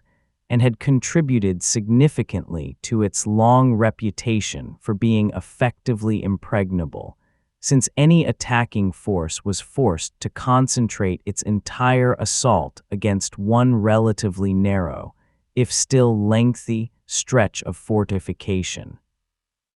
The prevailing winds and currents around the Bosphorus and the Sea of Marmara also played a meaningful role throughout the siege, affecting naval movements on both sides, complicating supply efforts, and shaping the timing of various engagements throughout the campaign, including the dramatic naval battle we discussed earlier when Christian relief ships fought their way through Ottoman blockading vessels to reach the safety of the harbor. Sailors on both sides needed to work with, rather than against, these natural conditions, and several key moments throughout the siege were shaped as much by favorable or unfavorable wind conditions as by any purely tactical or strategic decision made by human commanders. The terrain immediately outside the land walls also mattered considerably, gently rolling hills and open ground that provided ample space for Mehmed's massive army to establish its camp and position its artillery batteries, while the specific slope and composition of the ground near different sections of the wall affected how effectively both attackers and defenders could maneuver, dig, and maintain their respective positions throughout the many weeks of the siege. It's a useful reminder, as we bring this long evening's journey toward its close, that history unfolds not in some abstract, purely conceptual space of political decisions and military strategy, but on actual physical ground, shaped by actual hills and actual water and actual wind, conditions that the people living through these events had to navigate with the same practical, embodied attention that any of us bring to understanding the physical world around us in our own daily lives. The fall of Constantinople was decided, in the end, by cannon and courage and desperate nighttime repairs, but it unfolded across a landscape of real stone and real water, under a real sky, in weather that real people actually felt against their skin during those final 53 days. What historians still argue about even after nearly 6 centuries of study, translation, and cross-referencing between Byzantine, Ottoman, Venetian, and Genoese sources, historians continue to actively debate several genuine open questions about this siege, and it seems fitting, near the end of this long evening together, to acknowledge honestly just how much remains uncertain even about an event this thoroughly documented by the standards of medieval history. One ongoing area of scholarly discussion involves the precise military and technological significance of Orban's Great Cannon specifically. Some historians emphasize its outsized psychological and symbolic impact, while questioning how much practical battlefield damage the enormous, slow-firing weapon actually inflicted compared to the numerous smaller and more rapidly fireable guns Mehmed's forces deployed alongside it, suggesting that popular retellings of the siege may have overstated the single giant cannon's practical role relative to the broader, sustained bombardment effort as a whole. Other historians push back against this revisionist view, arguing that the specific damage inflicted at key moments by the largest guns, including Orban's, played a genuinely decisive role in creating the critical breaches that ultimately determined the siege's outcome. Historians also continue debating the exact population of Constantinople at the time of the siege, with estimates ranging considerably depending on which categories of evidence, tax records, church registries, or comparative estimates based on similar cities of the period different scholars choose to prioritize. Similarly, the precise size of both the defending garrison and Mehmed's besieging army remains subject to ongoing scholarly revision, as historians continue refining older estimates that were often based too heavily on contemporary chroniclers who, as we discussed earlier, had strong incentives to either dramatically inflate enemy numbers or dramatically minimize their own side's actual strength. There's also continued scholarly discussion about the relative weight that should be given to different contributing factors in explaining the city's fall, the sheer disparity in numbers between attackers and defenders, the revolutionary impact of gunpowder artillery, the divided and insufficient support Constantinople received from Western Europe, the internal religious and political divisions we discussed at some length throughout this account, and the specific tactical decisions and misfortunes of the siege's final hours, including Giustiniani's wounding and the breach at the Kirkaporta gate. Most careful historians today resist the temptation to identify any single one of these factors as the sole decisive cause, recognizing instead that the city's fall resulted from the convergence of multiple long-term structural weaknesses and multiple short-term tactical developments, compounding each other in ways that made an already difficult defensive situation ultimately impossible to sustain. This kind of ongoing scholarly uncertainty and debate is not a weakness in our historical understanding of the siege. It's simply an honest reflection of how historical knowledge actually works, particularly for events this distant, this consequential, and this heavily documented by sources with their own competing interests and perspectives. The core outline of what happened during these 53 days is well established and unlikely to change significantly with future research. But the finer details, the precise weighting of different causes, the exact numbers, the specific sequence of events in the war's most chaotic final hours, will likely remain, in some meaningful sense, permanently and appropriately uncertain, a genuinely honest place for this long historical account to rest as we bring it, finally, toward its close. Let's return for just a few final minutes to that quiet morning we began with, the baker feeding wood into his oven, the young soldier standing cold watch on the walls, the elderly monk kneeling on stone worn smooth by centuries of prayer. We don't know, and we will never know, exactly what became of any of them individually. That baker may have survived the siege and continued baking bread for the new residents Mehmed brought to repopulate the city in the years afterward, his small shop simply continuing under new political authority, the ordinary rhythm of flour and water and fire outlasting even the fall of an 11th century empire. Or he may have been among the many residents whose fate went entirely unrecorded, lost somewhere in the chaos of those final hours. One of the countless anonymous lives history simply couldn't carry forward with it. The young soldier standing watch that cold morning may have died defending the walls he had sworn to protect, one of thousands of defenders who gave everything they had to a cause that, in purely military terms, was almost certainly already lost before the final assault even began. Or perhaps he survived, carrying the memory of those 53 days with him for the rest of whatever life followed, a witness to the ending of a world that had shaped everything he understood about his own place in it. And the old monk, praying alone in his small candlelit chapel, asking for the soul of a city as though it were a single living person whose fate depended on the sincerity of his devotion,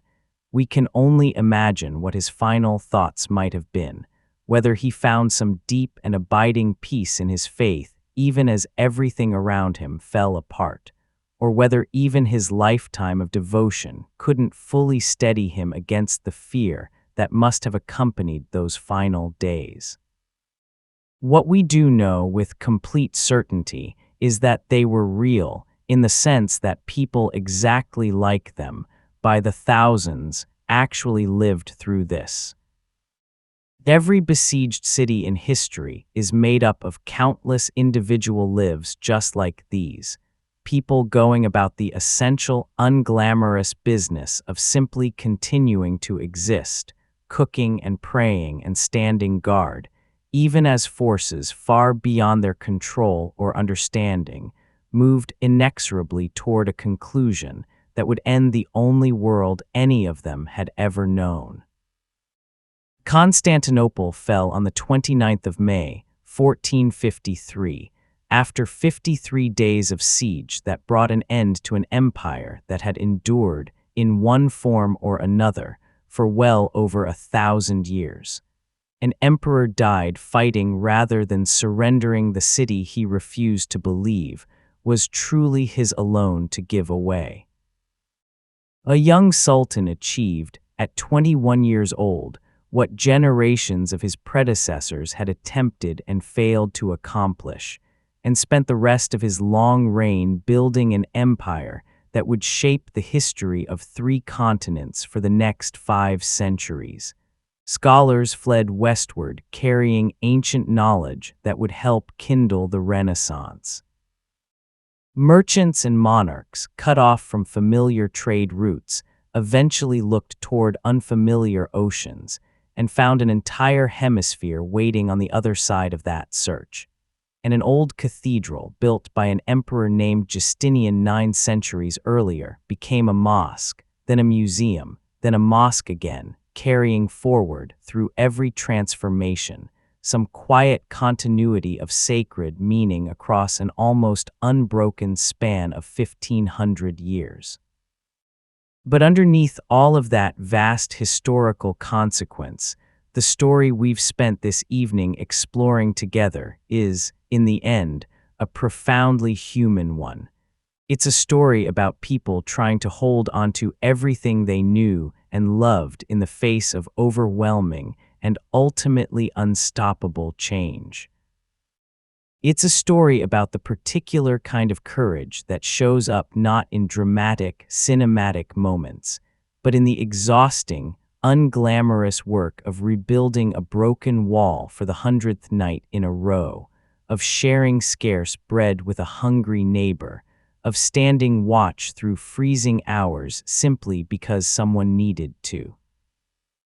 It's a story about how empires, however permanent and eternal they feel to the people living inside them, are ultimately made of ordinary human choices, made by ordinary human beings, most of whom will never have their names remembered by anyone beyond the small circle of people who actually knew and loved them. If you take one thing from this evening's long journey through those final 53 days, perhaps let it be this.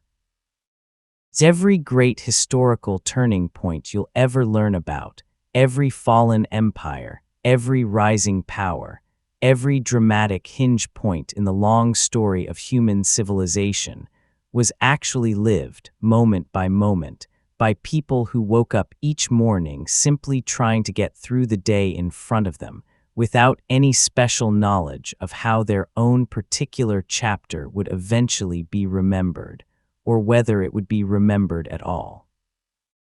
That is, in the end, exactly the same position every one of us occupies right now, living through our own ordinary days, inside our own particular moment in this very long, very human story that continues, unbroken, all the way from that baker's oven and that cold city wall, straight through to wherever you happen to be listening to this tonight.